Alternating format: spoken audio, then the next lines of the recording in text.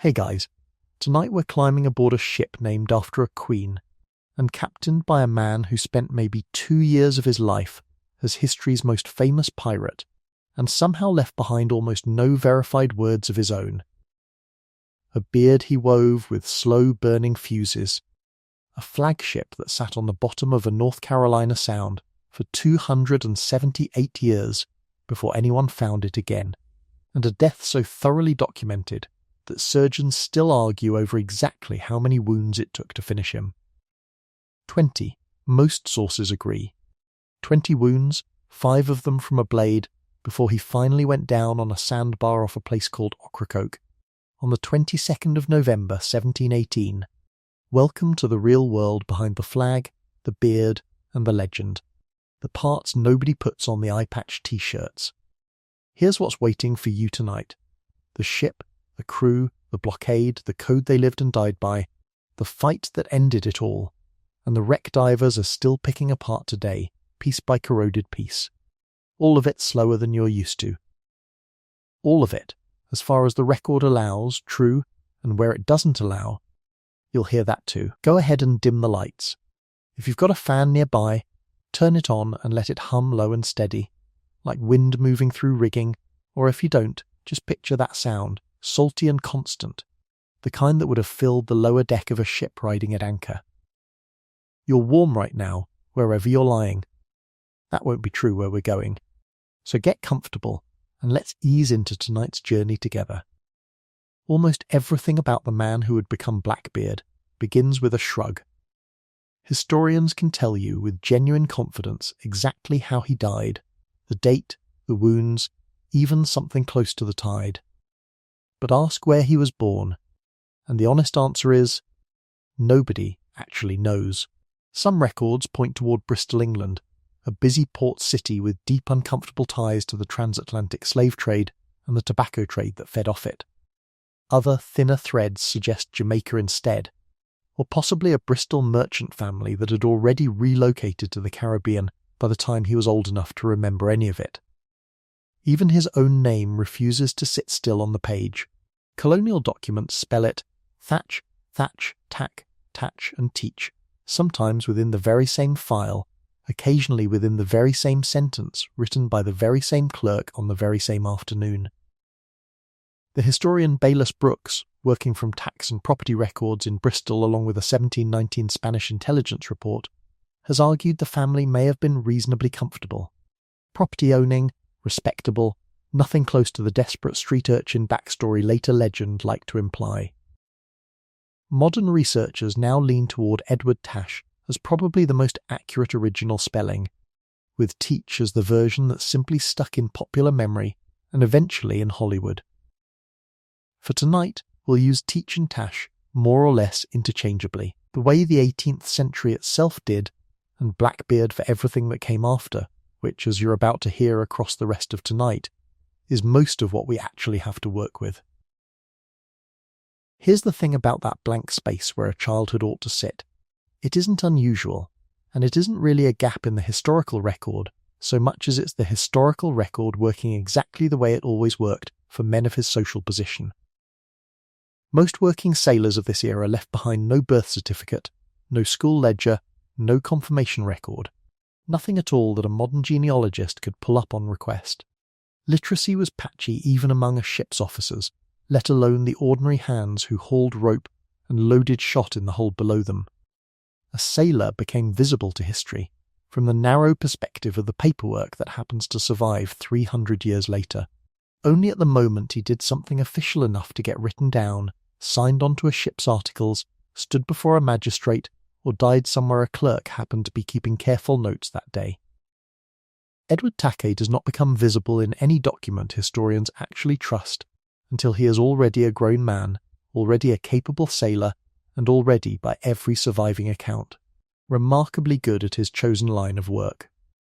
Whatever shaped him as a boy, a hard childhood or a comfortable one, a family with money behind it, or a family with none to spare, happened entirely off the page, and there's a fair chance it stays that way permanently, no matter how many archives get digitized in the years ahead.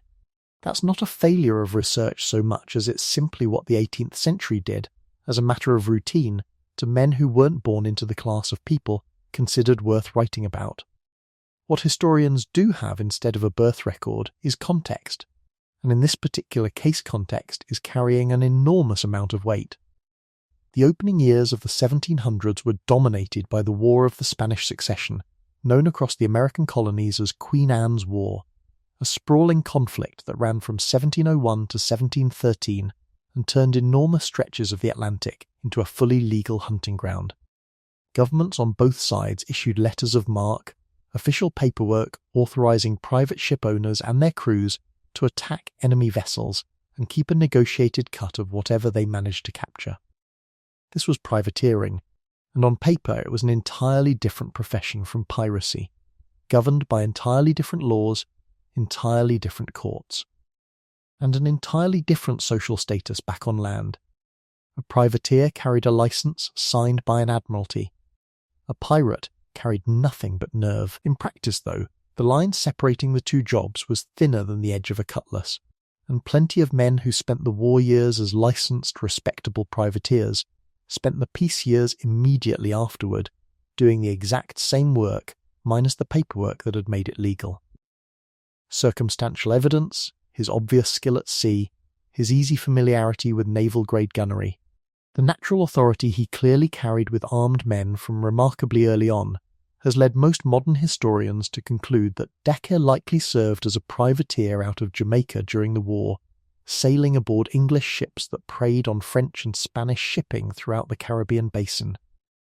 No muster roll bearing his name has ever surfaced to confirm this outright, and it may never surface, but it is the theory that best fits the sparse evidence that does survive, and it's the one most Blackbeard scholars have quietly settled on to explain a man who arrives in the record already fully trained, as if he simply materialized on deck one afternoon, already knowing exactly what he was doing. Then, in 1713, the war ended. The Treaty of Utrecht was signed in a room Edward Taché almost certainly never set foot in. European monarchs redrew a handful of colonial borders and shook hands over it, and thousands of sailors who had spent the better part of a decade being legally paid, however irregularly, to fight at sea, were suddenly informed there was simply no more work available. There wasn't much of a home waiting for most of them, either. The Royal Navy alone discharged an estimated 30,000 to 40,000 men in the years immediately following the treaty, dumping them all at once into a labour market that had absolutely no use for that many trained seamen in a single stretch of peacetime. Merchant shipping paid a small fraction of what a successful privateering voyage could pay out in a single lucky season. Naval wages, on the rare occasions any naval work existed at all, were famously low, famously irregular, and famously slow to actually reach a sailor's pocket, sometimes arriving years after the service that had earned them. Picture, if it helps, the 18th century equivalent of an entire industry conducting a synchronized round of mass layoffs in the same fiscal quarter, a whole generation of trained men who knew exactly how to sail a ship, fight a ship, and take a prize from a ship, with nowhere legal left to point any of those specific skills. Some of them went home and picked up fishing nets instead. Some of them starved quietly in port towns that already had far more idle sailors wandering the docks than there was honest work to give them.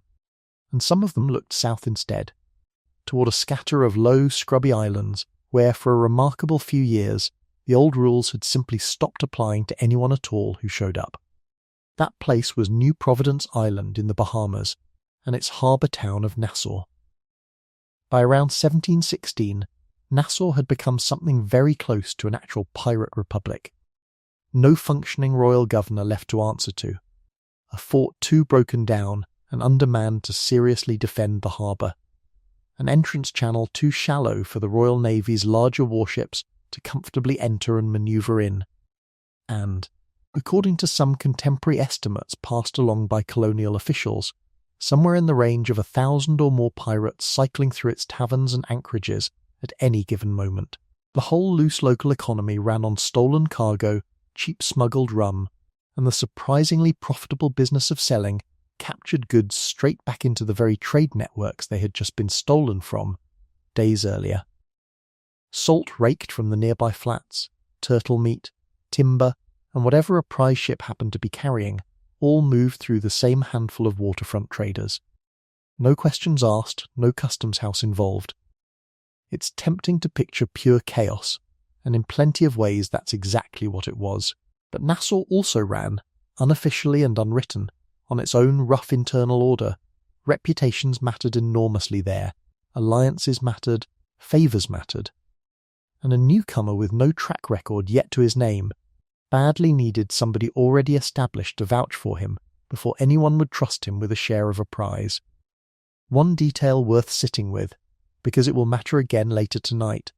Even in a town with no governor, no courts, and no law in any formal sense, captains in Nassau's harbour were still, by most accounts, chosen by a vote of their crews rather than simply appointed by whoever owned the ship. It's a strange kind of democracy to find at the bottom of the social order in 1716, and it's the seed of something that would later get written down formally, in ink, as ship's articles. Which is precisely the world Edward Taché found, sometime around 1716, in the person of an already well-known pirate captain named Benjamin Hornigold. Hornigold was a known quantity in Nassau's harbour long before Taché ever crossed his path there. An experienced commander who had been running crews out of the Bahamas for at least a year or two by that point, with a reputation for real aggression toward merchant shipping in general, but an unusual, oddly principled reluctance to attack English vessels specifically. A personal scruple that would eventually cost him a good chunk of his own crew's loyalty when they grew tired of watching profitable English ships sail past untouched, purely on the strength of one man's patriotism. It's a strange thing to picture. A pirate captain drawing an ethical line in the sand, while his own men grumbled about lost profits on the other side of it. But the surviving record backs it up fairly consistently, and it would matter again later when that same loyalty finally cracked. He took Taché on not as an equal partner, but as a subordinate learning the family business from the bottom, running errands and small commands before anything larger, and by most surviving accounts recognised something worth investing in fairly quickly. Within a matter of months, the precise timeline is fuzzy, the way most timelines from this particular corner of history tend to be. Hornigold had handed Taché his own vessel to command, a smaller sloop sailing in loose consort alongside Hornigold's own larger ship. That is a remarkably fast promotion in any organisation, legal or otherwise, on land or at sea. And it says something meaningful about how capable this once invisible former privateer must have looked to a captain who had already watched plenty of hopeful, ambitious sailors pass through Nassau's harbour and come to absolutely nothing. Somewhere in this same window, likely still under Hornigold's umbrella, Taché's crew began picking up men whose names would follow him for the rest of his short career. One of them was a sailor named Israel Hands, who shows up in the surviving record as a capable, trusted hand, and who would later serve as one of Taché's officers, the position most often remembered as ship's master, the man responsible for actually sailing the vessel day to day, setting courses, reading weather, keeping a heavily laden ship off the rocks in exactly the kind of shallow water Blackbeard preferred to hide in. It was a job that required real technical skill rather than just nerve, and it put Hands closer to Taché, physically and professionally, than almost anyone else aboard. Crews in this period were not villagers. Nobody aboard a pirate sloop in 1716 had grown up next door to anybody else on it. Most had been strangers a year earlier, thrown together by desperation, opportunity, or in a fair number of documented cases, outright coercion. What held them together instead of neighbourly affection was something closer to a contract, a share system, a vote, a set of written obligations everyone had agreed to before the anchor ever came up. Hands would go on to survive nearly everything that was coming, which already makes him unusual in a story that kills off most of its cast well before the final chapter, and his name will surface again tonight, in circumstances involving a table, a candle, and a decision Blackbeard made that historians still find genuinely hard to explain. Under Hornigold's wing, Taché learned the actual unglamorous mechanics of the trade, Not the swashbuckling version audiences would come to expect 200 years later, but the patient, procedural, almost bureaucratic reality of it. How to run down a merchant ship without wasting powder and shot you might badly need later that same week. How to board a vessel fast enough that its crew never got the chance to organise any real resistance in the panicked few minutes available to them. How to interrogate captured sailors efficiently for genuinely useful intelligence. What else was sailing nearby? What cargo was actually worth the trouble and risk of taking? Which colonial officials back on land could be counted on to look the other way in exchange for a quiet cut of the proceeds? There was also, less glamorously, the accounting. Every prize taken had to be assessed, divided according to the crew's agreed shares, and the ship's log kept current enough to settle any later dispute over who was owed what, a detail that rarely survives in the popular imagination of pirate life, where everyone imagines rum and cutlasses, and nobody imagines a man hunched over a ledger by candlelight, doing arithmetic. Somewhere in this same stretch of apprenticeship, Take also began building something that had nothing whatsoever to do with seamanship or bookkeeping. A persona, deliberately assembled, piece by piece. The way you'd rig a ship for a specific kind of weather you knew was coming. Multiple accounts, including the heavily embellished 1724 book credited to a Captain Charles Johnson.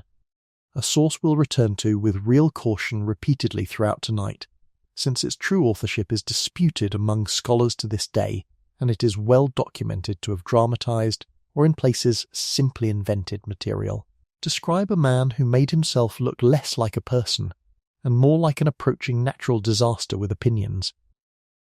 A thick black beard, worn unusually long for the period, reportedly braided in places and threaded through with small ribbons. Slow-burning hemp fuse, the same cord used to fire cannon, allegedly tucked beneath the brim of his hat and lit just before a boarding began, so that smoke curled up around his face in the exact moment his target got its first proper look at him across the closing water.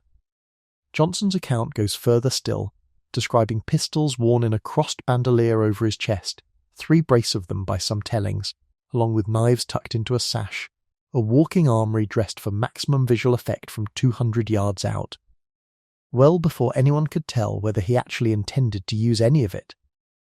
Whether every specific detail of that image is literally, precisely true, or partly theatrical embellishment layered on afterward by Johnson, for the sake of a better story, is genuinely disputed among historians, and it's worth saying that out loud rather than gliding past it as settled fact. But the strategic logic sitting underneath the image isn't disputed at all, by anyone. A merchant crew that surrendered without a fight cost Blackbeard absolutely nothing. A merchant crew that surrendered because its men were simply too frightened to even reach for a weapon cost him even less than that. Fear, deployed correctly and at precisely the right moment, was considerably cheaper than gunpowder, and unlike gunpowder, it never put a single hole in cargo he was hoping to sell for a profit afterward. It's worth noting, too, that for a man built almost entirely out of terrifying reputation, the actual surviving body count directly attributable to Blackbeard's own hand, outside of pitched battle, is strikingly small, the theatre. In most documented encounters, appears to have done the killing's job for him. By sometime in 1717, colonial officials writing increasingly anxious reports back to London had started using a new name for this rising problem in their shipping lanes, Blackbeard. It surfaces in governors' correspondence out of Virginia and the Carolinas, in sworn depositions taken from released prisoners still shaking from the experience of being boarded. In the nervous letters of merchants whose ships had crossed his path and lived long enough afterward to complain about it in writing to anyone who might listen. The name wasn't chosen by Take himself as part of some deliberate marketing campaign. Nobody in 1717 was thinking in those particular terms, and there was no product to sell beyond fear itself, which doesn't require a slogan or a print run. But it ended up functioning exactly like one anyway. A memorable, slightly absurd, highly visual name that colonial authorities kept repeating across official channels, copied from letter to letter, port to port, which meant that every merchant captain sailing the American coast eventually came to know it. usually long before he had the personal misfortune of meeting the man actually attached to it. By the time a ship's lookout spotted a strange sail on the horizon and someone below decks murmured the name, the fight, in a very real sense, had often already been half won or half lost before a single shot was fired. He wasn't captain of a major flagship yet. He wasn't laying siege to an entire city yet, with warships anchored across its harbour mouth and terrified officials sending frantic letters up the coast. In late 1717 he was still, technically, operating in the shadow of another man's larger and more established reputation, commanding a modest sloop, learning a dangerous trade that had already chewed up plenty of ambitious men before him, and would go on chewing up plenty more in the years ahead, Blackbeard himself eventually included. It's worth remembering that most of the men who tried this life didn't get a chapter named after them centuries later. Most of them got a short paragraph in a court record, if that, and an unmarked grave, if even that much. But the components of what would become Blackbeard's specific legend were already assembling themselves in more or less the right order: the beard, the name, the nerve. A growing crew willing to follow him into worse and worse odds with each passing month, and a mentor's trust that had already paid off in the form of an early command. All he needed now was a single ship large enough to actually match the reputation he had already begun building for himself, almost by accident, in absentia, one frightened merchant's letter at a time. In November of that year, off the coast of what is now Martinique, he was about to get exactly that, and, in one of the darker ironies buried in this whole story, it wasn't going to come from an English shipyard, or a Spanish one, or even a pirate's own forge. It was going to come from a French slave ship, already carrying almost 500 captive men, women and children across the Atlantic, and Thacier's next decision about that ship and the people aboard it would say as much about the limits of piracy's rough freedoms as anything else in his career. Before the ship itself, and there's an entire chapter coming just for the ship, because it earns one, it helps to understand what it actually felt like to end up serving under a man like this, not from the quarterdeck looking out over a captured deck full of frightened strangers. From the boots of an ordinary sailor looking up at that same quarterdeck, wondering what happens next. So for the stretch that follows, you're not listening to a story about Blackbeard from a comfortable distance. You're living inside one, for a little while, the way the men who actually did this for a living once had to.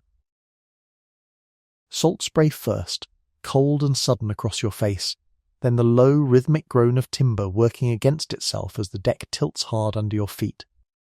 That's the sound a merchant ship makes when something much larger and much faster has just come up close on its windward side, close enough that you can already make out individual faces on the other deck. Close enough to count gun ports you didn't have time to count from farther off. You've been at sea 11 days out of Bridgetown, hauling sugar and rum for a Barbados merchant house on wages that arrive, when they arrive at all, a season late. Up until about 90 seconds ago, your biggest worry was a leaking water cask nobody had gotten around to fixing.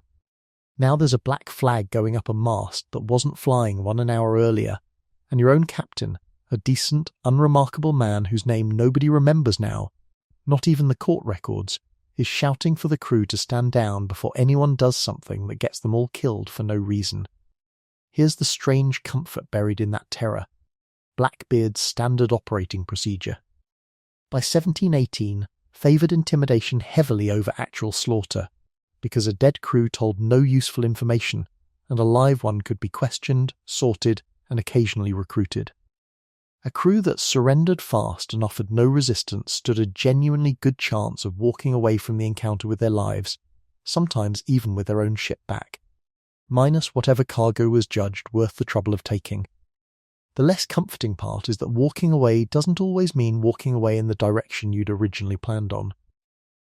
Once the boarding party is aboard and your ship's papers have been checked against whatever cargo manifest actually matches the hold, a strange kind of interview begins, conducted with more bureaucratic patience than you'd expect from men carrying cutlasses. Blackbeard's quartermaster, or occasionally the man himself, moves through the captured crew, asking a short, practical set of questions, who can navigate by dead reckoning, who's handy with a needle and palm for sail-making, who's trained as a ship's carpenter, capable of patching a hull under fire, who's a surgeon or at minimum has passable field skill with a bone saw and a tourniquet. Skilled tradesmen were, by a wide margin, the most likely men to be forced onto pirate crews against their will, because skilled tradesmen were expensive to lose and difficult to replace, and pirate life had an unfortunate habit of chewing through carpenters at an alarming rate. If you happen to have a trade worth having, the choice you're offered is technically a choice, in the same way being told to jump is technically an invitation. If you don't have a specialised trade, you might genuinely be asked, in something close to plain, unthreatening language, whether you'd rather sign the ship's articles and take an equal share of whatever gets captured going forward, or be set ashore at the next island with nothing but the clothes currently on your back. A remarkable number of ordinary sailors, weighing a merchant wage that arrived late against a legitimate share of stolen cargo and an actual vote in how the ship was governed, said yes without much hesitation at all. Say you're one of them. The signing itself happens right there on the open deck, around a battered wooden sea chest doing service as a table, with the ship's articles, the crew's own written constitution, negotiated and agreed to by vote before this particular voyage even began, laid out for you to read, assuming you can read at all, and explained aloud clearly if you can't. According to some later, heavily dramatised accounts, the oath was sworn over a hatchet rather than a Bible, on the reasoning that a hatchet was a tool every man aboard actually trusted and handled daily, whereas a Bible was mostly decorative cargo nobody below the captain's cabin had much use for. That specific detail comes down through Johnson's embellished 1724 account and should be filed under plausible but unconfirmed rather than settled historical fact. What is confirmed, from surviving written articles belonging to other pirate crews of this exact period, is the actual content. Equal-ish shares of any prize based on rank and specific role aboard. A vote for captain and for quartermaster that any signed man could take part in, regardless of how long he'd served.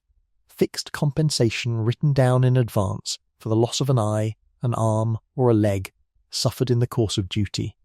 And specific, sometimes oddly detailed house rules about gambling, open candles below decks near the powder, and fighting among the crew. You put your mark on the paper, whatever mark you have. Somewhere just behind you, a young sailor named Thomas, invented here for illustration, standing in for the dozens of real, unnamed men who signed articles just like this one across 100 captured ships, is doing the exact same thing.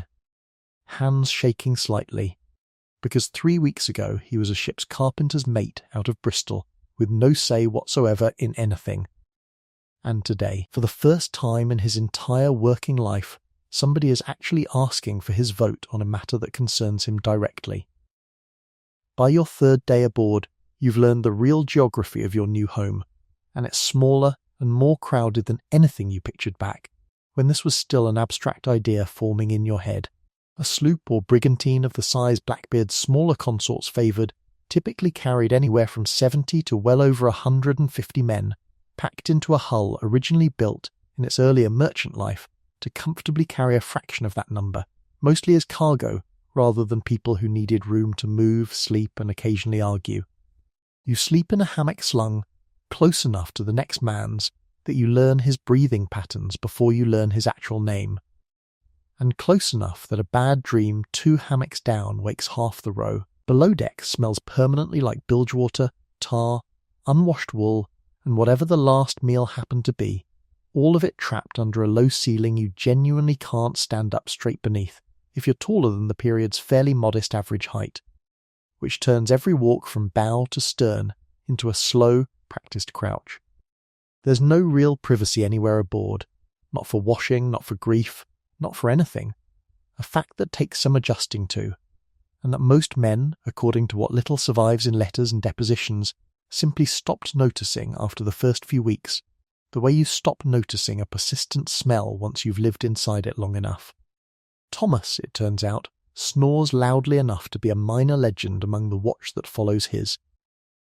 You'll come to find this oddly, unreasonably comforting rather than annoying, in the way small, boring human details become comforting when almost everything else about your current circumstances is neither small nor boring.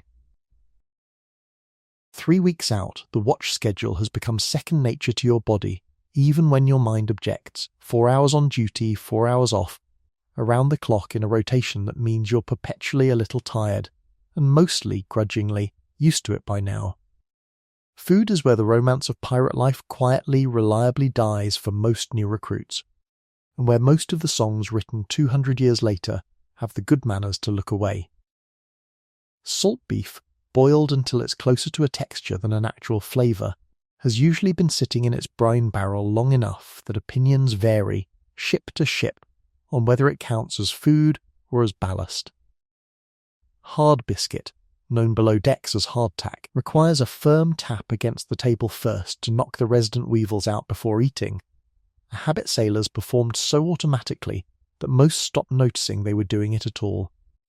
There's a daily ration of watered rum or grog that functions as both a modest morale booster and, given how genuinely questionable the drinking water usually was by the 3rd week of any voyage, a real piece of practical public health rather than mere indulgence. Clean water spoiled faster than diluted spirits did. A fact ship's surgeons of the period understood without fully understanding the microbiology behind it. You're relieved, in a small, slightly guilty way, that you're not still hauling the same barrels of sugar and rum for that Barbados merchant house on a fraction of this share, on a wage that might never arrive at all even if you lived to collect it. That relief doesn't erase the weevils from the biscuit. It just makes the weevils considerably easier to live with, one meal at a time. One tap of the table at a time. Here's a detail that tends to surprise most people encountering this world for the first time. Pirate crews, by multiple independent accounts from the period, made genuine room for music and small pleasures, in ways that most navies and merchant fleets of the same era simply didn't bother to. Some crews carried a dedicated fiddler, occasionally a forced musician kept specifically for the job, because a good fiddler was, in a strange practical sense, worth protecting from the worst of the fighting. One surviving set of articles from a different crew of this period reportedly excused musicians from duty on the Sabbath specifically so they'd be rested enough to play. Evenings with decent weather could turn into something close to a dance on deck, cramped and slightly ridiculous, and, by the surviving accounts of men who actually lived through it, genuinely and unexpectedly fun, boots thumping on planking that was, an hour earlier, covered in the ordinary business of running a ship. Gambling, oddly enough, was frequently banned outright in written ship's articles. Too many disputes, too many knife fights over a hand of cards in cramped quarters where there was nowhere to cool off afterward and no separate room to storm out of. Not worth the trouble to a crew that needed to keep functioning together tomorrow morning regardless of who'd won tonight. What wasn't banned was storytelling, singing, and the strange contract-built camaraderie of men who had almost nothing in common except the ship under their feet, and the vote they'd each cast to be standing on it in the first place. Thomas turns out to have a genuinely decent voice, low and steady, the kind that carries oddly well over open water at night, and more than once you catch yourself listening for it specifically, the way you might listen for a familiar voice from home. You did not expect that from him, somehow, 3 weeks ago on a merchant deck with a leaking water cask. By the time you've been aboard 6 weeks, you've taken part in your first real prize-taking, and it goes almost nothing like you imagined it would back when this was still an abstract idea. There's very little actual swordplay. There's a great deal of shouting, several extremely tense minutes where nothing happens at all, except 2 crews staring hard at each other across closing water, weighing odds neither side says out loud, and then, more often than not, a surrender that arrives before a single shot gets fired, because the merchant crew facing you has already done the same math you did 3 weeks ago and concluded that resistance costs considerably more than it's worth to men earning a fraction of what you now earn. This particular time, it doesn't go quite that cleanly. A nervous mate on the other ship fires early, hits nothing important, and buys his own crew about 90 seconds of pure chaos before the boarding happens anyway, faster and angrier than it strictly needed to. Thomas takes a glancing wound across the forearm in the scramble, deep enough to need the ship's surgeon, and a length of sailcloth pressed hard against it, not deep enough, thankfully, to cost him the arm outright. He's lucky, and everyone aboard, including you, knows exactly how lucky. Because the articles you signed 6 weeks ago specify, in plain written ink, precise compensation for a lost limb, a fixed sum in pieces of 8, decided in advance, agreed to by an actual crew vote, waiting for him if the wound had gone even slightly the other way. There's something almost tender buried in that fact. Tucked inside all this violence, a crew of strangers, transient and often coerced into being there in the first place, had nonetheless built themselves a small, functioning system of mutual insurance that most of the honest, respectable, legally employed sailors back in Bridgetown could only dream about ever having. 4 months in, the ship needs careening, hauled over onto its side in a shallow protected inlet so the crew can scrape barnacles, weed and the sharp wood-boring worms, called teredo, off the hull below the waterline, filthy, exhausting work that can add or lose the ship several full knots of speed depending on how badly it was needed and how thoroughly the job gets done.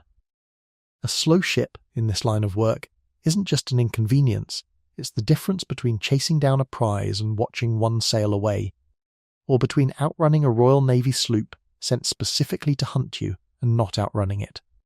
This is slow, unglamorous labour, days of it in a row, half the crew waist deep in mud and brine with scrapers and tar buckets, while the other half stands watch against exactly the kind of surprise nobody wants to face, with their own ship lying helpless on its side. It's also, strangely, some of the closest thing to actual shore leave you get in this life. There's fresh water nearby for once, a proper fire built on the beach instead of a shielded galley stove below decks, fish caught fresh rather than pulled grey and salted from a barrel, and Thomas, arm mostly healed by now, teaching you a card game that is absolutely, according to the ship's own written articles, not supposed to be played for money, which is precisely why you end up playing it for someone's spare buttons instead, with exactly the same intensity you'd bring to real stakes, arguing over a hand of cards the way men argue when the argument itself is the point. Not every stretch of this life is careening and songs on deck at night, and it would be dishonest to pretend otherwise for the sake of a tidier story. Somewhere out past the horizon, most crews eventually meet weather that makes every other danger aboard look manageable by comparison. A squall that comes up fast enough that there's no real time to shorten sail properly. Waves taking green water clean over the rail, and the genuine, unglamorous terror of a wooden ship trying to survive something the ocean is doing entirely without malice or intent. Which somehow illogically makes it worse rather than better than facing an enemy who could at least be reasoned with, bargained with, or fought. There is no boarding party to negotiate with in a hurricane, no articles to invoke, no vote to take. You hold a line until your hands stop feeling like they belong to you anymore. Thomas, braced beside you, is praying in a low, steady mutter you don't interrupt or comment on. It passes eventually, the way these things usually do, and the relief afterward is close to physical pain, a kind of full body shaking exhaustion that takes hours to fully leave your limbs. What happens to men who go through that exact same kind of storm, or worse, on a ship that doesn't survive it, is a subject for a much later part of tonight's story. Not yet, though. Not while the deck under you is still there to stand on. For now, the sky clears, the pumps finally get the last of the water out of the bilge, and the ship simply sails on, a little worse for wear. By the time you've served long enough to understand the actual rhythm of this life, the endless watches, the weevil-laced rations, the votes, the sudden bursts of violence bracketed by long, ordinary stretches of tedium, you've also come to understand something the historical record tends to flatten into a single grim word: piracy. What that word actually contained, lived from the inside rather than read about from a courtroom transcript centuries later, was closer to a strange, harsh, occasionally surprisingly generous experiment in self-governance, run by men with almost nothing else in common, held together by a written contract and a shared willingness to risk everything for a share nobody back on land would ever have seriously offered them. It's not romantic, exactly, Not once you've smelled the bilge water firsthand and tapped the weevils out of your third biscuit of the day. But it's not the flat, cartoonish cruelty of the popular imagination either. All skulls and no substance.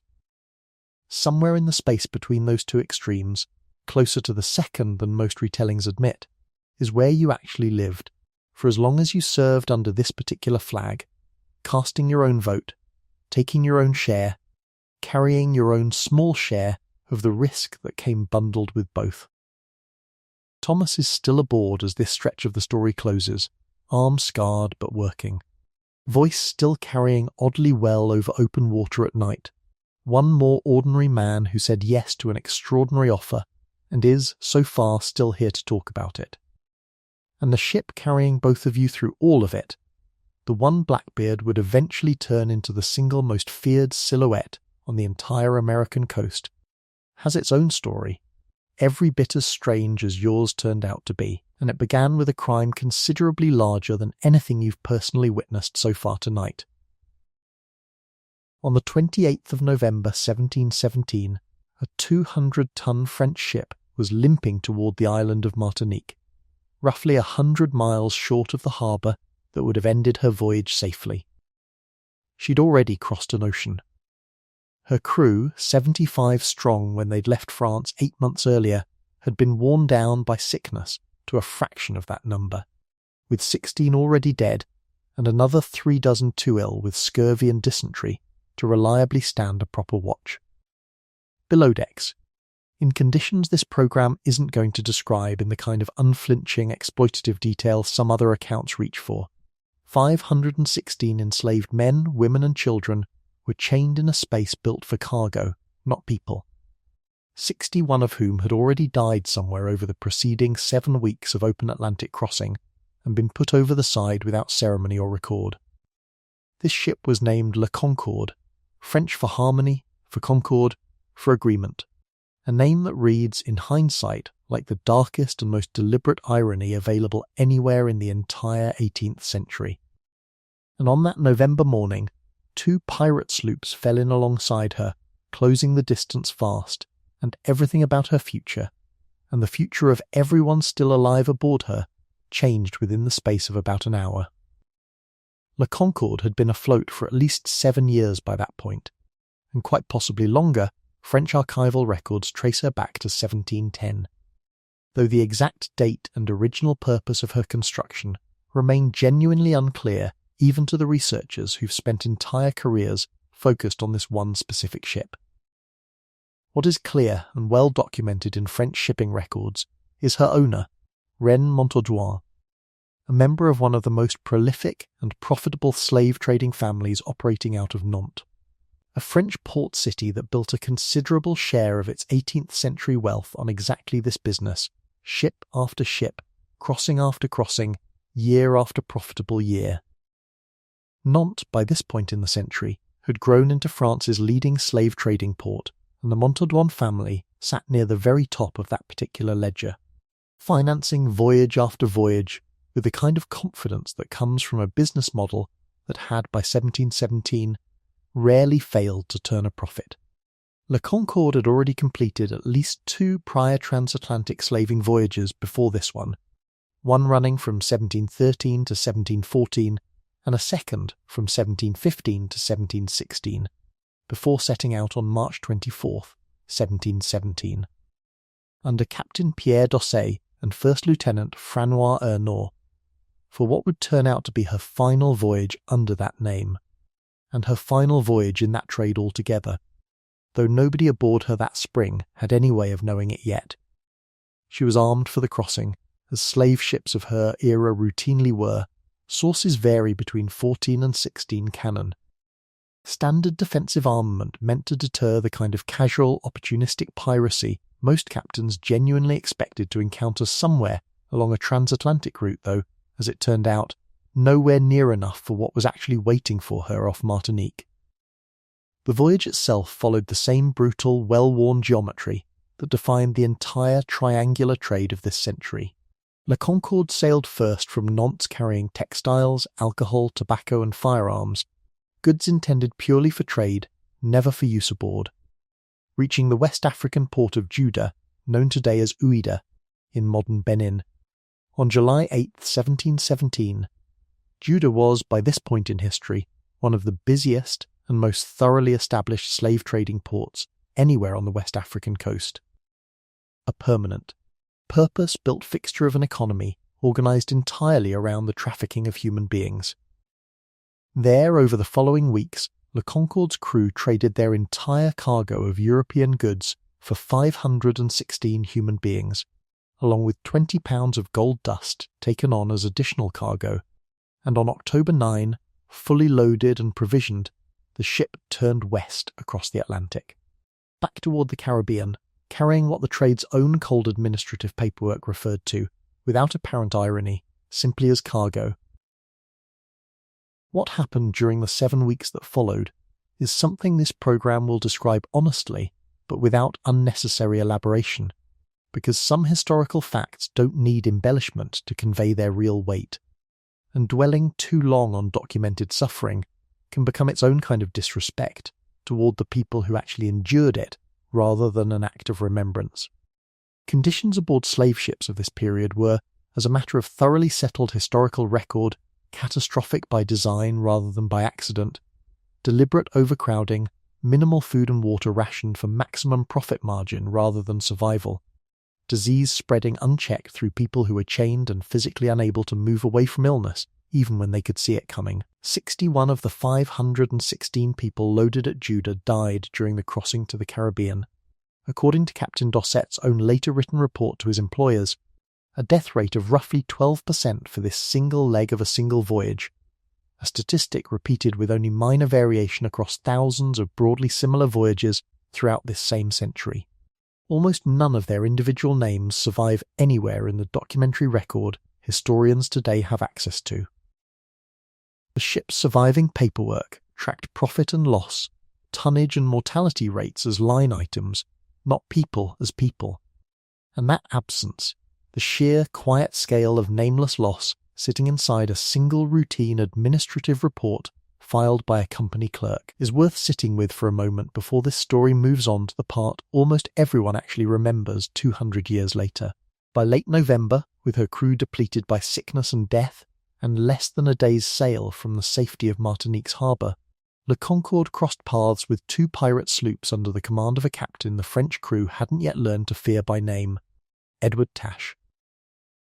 According to First Lieutenant Franois Ernaud's later sworn deposition, given after his return to France without the ship he'd sailed out with, the pirates' combined force numbered roughly 150 men across the 2 vessels, one carrying 12 cannon and around 120 men, the other smaller, with 8 cannon and 30 men, an overwhelming advantage against a merchant crew already gutted by 7 weeks of disease and death, and reduced further still by the ordinary business of running a large ship short-handed across an ocean.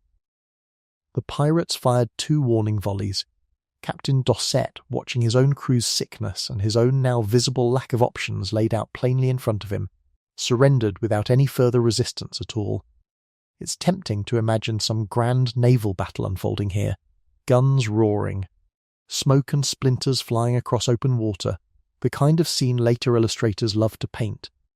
The documented truth, drawn from the depositions of the men who actually lived it, is closer to a grim formality. A captain doing simple arithmetic on the deck of an already dying voyage and concluding there was genuinely nothing left worth fighting and dying for. Not with 16 of his own men already buried at sea and 36 more too weak to lift a weapon. The pirates brought Le Concorde to the nearby island of Bequia in the Grenadines to properly sort out exactly what they'd taken and what it was worth. It was there that a French cabin boy named Louis Arrot, whose personal motives history hasn't preserved for us and likely never will, told the pirates about the 20 pounds of gold dust hidden aboard. Discovered and seized shortly afterward once the pirates searched the French officers and crew directly, turning out pockets and sea chests until the dust itself was found.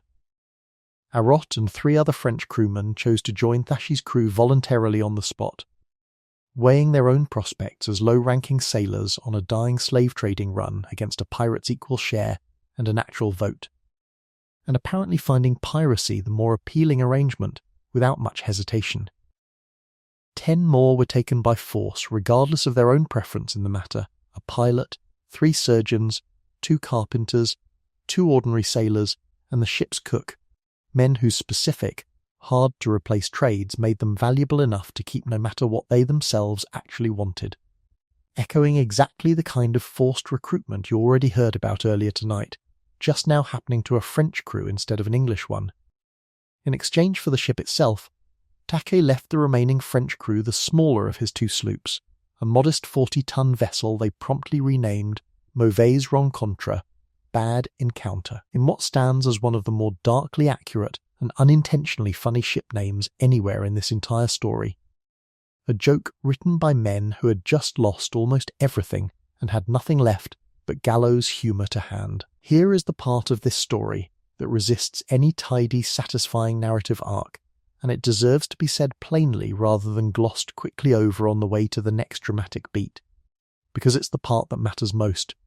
The pirates did not free the enslaved people aboard La Concorde, as some later, more comfortable retellings have sometimes implied, without quite saying it outright. Most of the surviving captives were put ashore at Bequia and, over 2 separate trips using the small Mauvaise Rencontre, transported onward to Martinique by the very French crew who had just lost their ship, meaning their circumstances remained essentially brutally unchanged by an event that had just changed almost everything else aboard that vessel. Piracy in this period ran on plunder and profit, not on principle, and whatever rough, genuinely documented fairness existed inside a pirate crew's own internal articles, the votes, the roughly equal shares, the fixed compensation for a lost limb, extended only to the men who had personally signed those articles. It did not extend outward in any recorded instance connected to this ship. To the hundreds of people these same pirates found, chained in a hold they were busy searching for gold dust. It's an uncomfortable fact sitting at the exact uneasy centre of this chapter's romance, and it belongs here precisely because it's uncomfortable, not despite it. Back in France, the loss did not go quietly. Ren Montaudoin, the ship's owner, filed furious correspondence over the loss of his vessel and her valuable gold dust-laden cargo, and the affair worked its way into official channels between Martinique's Governor Fouquier and the colonial intendant Mesnier, the administrator responsible for the island's finances and trade. From their perspective, this was a straightforward matter of commercial theft on the high seas, a French merchant vessel stolen by English pirates operating with apparent impunity in waters France considered at least partly its own. None of that outrage did the slightest bit of good. Captain Dosset and Lieutenant Ernor sailed home aboard a different vessel entirely, without their ship, without most of her cargo, and gave the depositions that historians now rely on, centuries later, to reconstruct almost everything you've just heard. A strange, unintended gift from 2 humiliated officers simply trying to explain themselves to their superiors, never imagining anyone would still be reading their account 300 years afterward. With the ship now firmly his, Thackeray set about turning a battered merchant slaver into something considerably more dangerous than she'd ever been designed to be. He renamed her Queen Anne's Revenge, a name some historians read as a pointed, deliberate jab at King George I, the reigning monarch Thackeray reportedly had no particular loyalty to, invoking instead the previous queen under whose reign, and whose war, men exactly like him had first learned this trade legally, as licensed privateers with official paperwork to their names. That interpretation is exactly that, an interpretation, offered by researchers reading motive backward into a chosen name rather than working from any documented statement of intent from Thackeray himself, and it's worth holding loosely rather than repeating a settled fact. What isn't in dispute is the physical transformation that followed almost immediately. Le Concorde's original 14 to 16 cannon were expanded to a reported 40 guns, a genuinely staggering amount of firepower for a vessel of her modest size, giving Blackbeard, almost overnight, more raw broadside capability than most Royal Navy ships stationed anywhere in the American colonies at the time could actually bring to bear. For the next 7 months, Queen Anne's Revenge functioned as the undisputed flagship of Blackbeard's growing fleet, carrying at times close to 300 men across her decks, and through her crowded holds, the same hammock slung. Weevil and Tarworld you walked through earlier tonight, just scaled up to the size of the largest, most feared ship on the entire American coast. She measured roughly 103 feet in length, with a beam of just under 25, modest dimensions by the standards of a naval warship of the period, but more than enough to carry a genuinely intimidating broadside once Blackbeard finished refitting her. She anchored off the Carolinas, gathering intelligence and prizes in equal measure, using the shallow, maze-like inlets of the Outer Banks as a hiding ground that larger, deeper-drafted Royal Navy vessels simply couldn't follow her into. She blockaded an entire city's harbour for the better part of a week, which you'll hear the full story of very shortly. She became, in the space of less than a single year, the single most recognisable silhouette in American piracy, a reputation that would outlive the ship itself by nearly 3 centuries, which, as it turned out, wasn't going to survive much past the following summer at all. On June 10th, 1718, roughly a week after leaving Charleston behind, Queen Anne's Revenge ran aground trying to enter what was then called Topsail Inlet, now known as Beaufort Inlet, on the North Carolina coast. The official story, offered by Blackbeard himself at the time to anyone who asked, was a simple accident, a misjudged channel, a hidden sandbar, the ordinary, unremarkable hazard of 18th century coastal navigation, without reliable charts in genuinely unfamiliar water. A smaller sloop, the Adventure, attempting to come alongside and assist, ran aground herself in the confusion and was lost as well, doubling the damage in the space of a single afternoon. Stede Bonnet, another pirate captain present at the time, and a man with every personal reason to be furious about what happened next, later gave testimony suggesting a very different story, that Blackbeard had grounded the ship deliberately, using the wreck as convenient cover to strand and dismiss a large portion of his own crew, keeping a smaller, more loyal core group and a disproportionately large share of the accumulated plunder entirely for himself. Modern historians and archaeologists working the actual site have found supporting circumstantial evidence for this deliberate reading. The wreck contains relatively little in the way of the kind of valuable cargo a fully loaded flagship should reasonably have been carrying at the time, suggesting the ship had been largely emptied out well before she ever actually struck the sandbar. Her most useful cargo already quietly transferred elsewhere.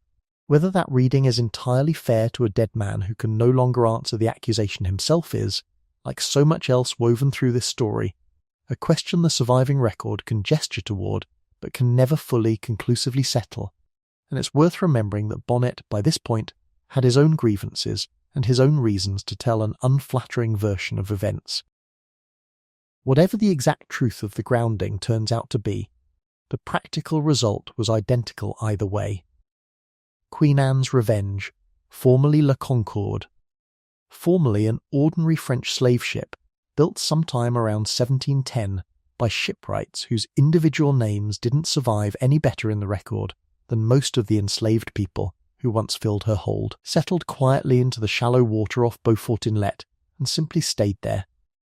Not sunk in any dramatic, cinematic burst of splintering timber and cannon fire, simply abandoned, stripped of anything still worth carrying off, and left to the tides, the shifting sand, and the slow, patient work of 278 years, until a search team working for a private company went looking for something else entirely one November, and found her instead, mostly by accident. That story, and everything the mud beneath Beaufort Inlet has quietly given back since, is waiting for you much later tonight, once you've heard what her captain built and lost in the months in between. For now, her captain still had a career left to run, a city's harbour left to blockade, and a much smaller, far more famous final story yet to write, long before his own ending finally caught up with him on a sandbar, not unlike this one. Every sailor who worked these waters in 1717 and 1718 eventually heard the same rumour, whispered across port taverns and repeated, with growing embellishment, in ship's logs up and down the Caribbean and the American coast, a black-bearded captain, a Dutch-built ship far too heavily armed for its modest size, and a habit of appearing out of the grey dawn light with no warning at all, as though he'd simply assembled himself out of bad weather and worse luck. Most sailors who heard the rumour never actually met the man behind it, and counted themselves lucky for it, without ever quite realising how lucky they'd been. A smaller, considerably unluckier number did meet him, and one of them, a merchant captain named Henry Bostock, sat down afterward in a colonial governor's office and gave a sworn account so detailed, so specific, that it became, without his ever intending any such thing, one of history's single clearest windows into exactly what this experience actually felt like from the wrong end of it. The frightened end, the end without cannon or 6 pistols across the chest.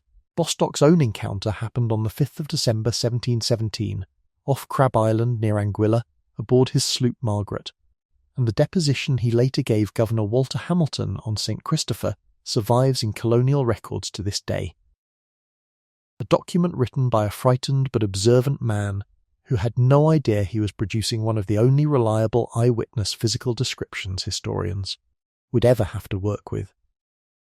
What follows is drawn closely from real, documented encounters like his, stitched together from several similar accounts of the period, so for the stretch that follows, you're not Bostock exactly, but you're standing very close to where he once stood, on a December morning very much like his own. Salt and tar first, the ordinary, unremarkable smell of any small merchant sloop riding at anchor, and the particular grey, flat light of a Caribbean dawn that hasn't yet decided whether the coming day will be calm or dangerous. The kind of light that makes everything on the water look slightly unreal. You're captain of a modest trading sloop, somewhere off Crab Island near Anguilla, 5 December mornings into a routine run you've personally made a dozen times before without a single moment of trouble. Then you see her, a ship far larger than anything that should reasonably be sitting out here on a stretch of coast this quiet, lying at anchor a cable's length away, roughly 200 yards of open water. Close enough that you can already make out her gunports standing open along her side. Black mouths waiting patiently for a reason that hasn't arrived yet, but clearly could at any moment.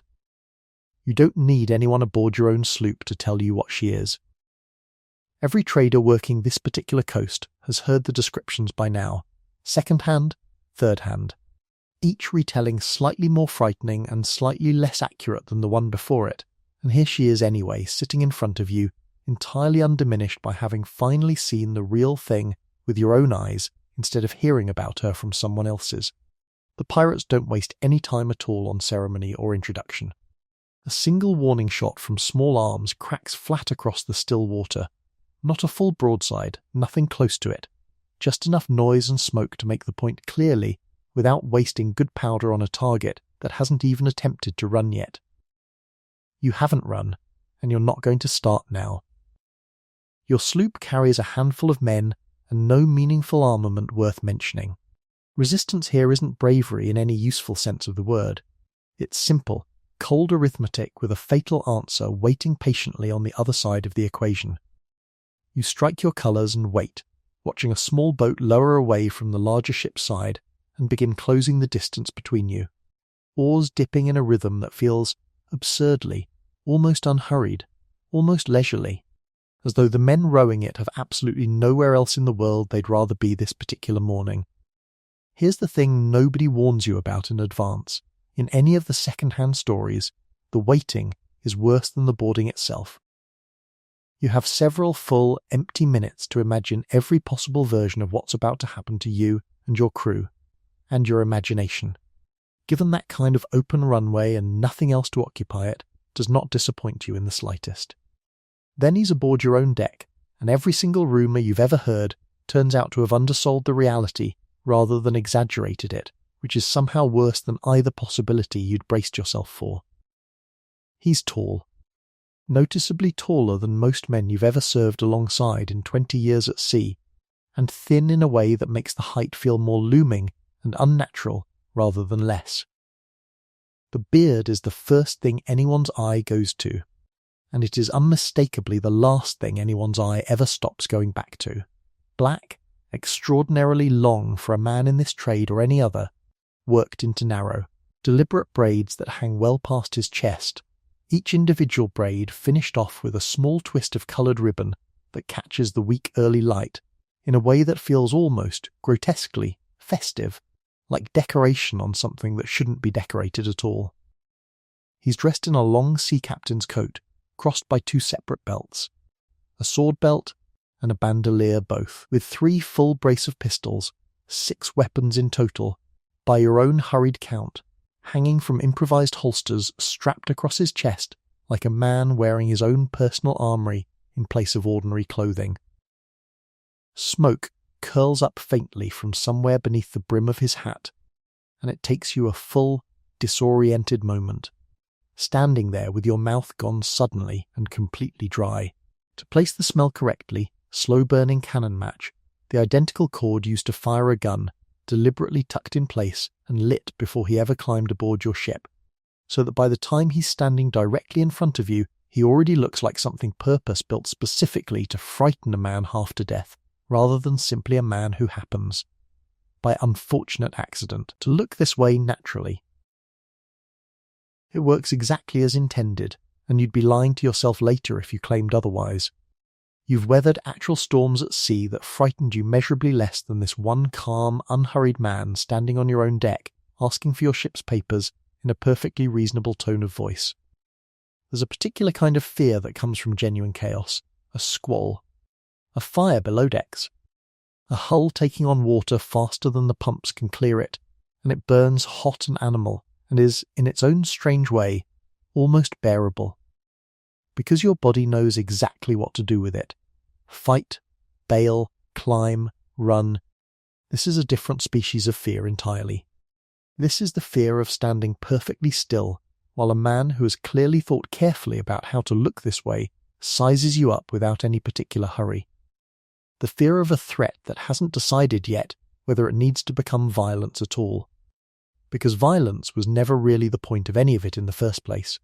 You find yourself wondering, absurdly, whether the ribbons in his beard were tied by his own hands or someone else's, and you hate that your mind has room for a question that small in a moment, this large.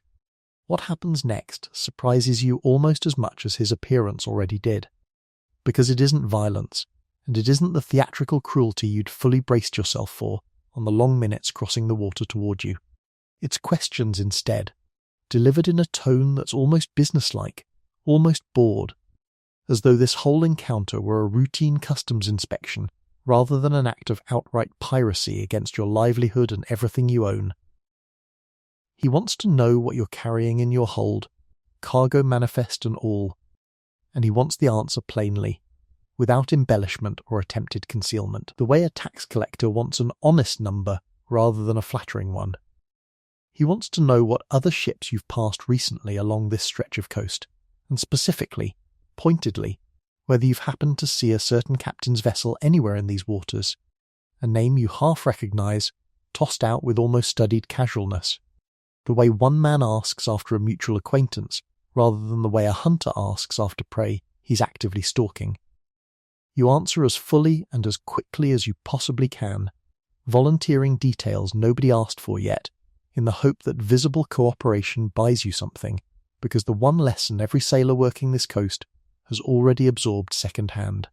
From every tavern story you've ever half believed and half dismissed as exaggeration, is that cooperation is the closest thing to genuine safety available to you in this exact situation. And defiance, however satisfying it might feel for a single proud second, buys you absolutely nothing except a much worse and much longer remainder of your morning.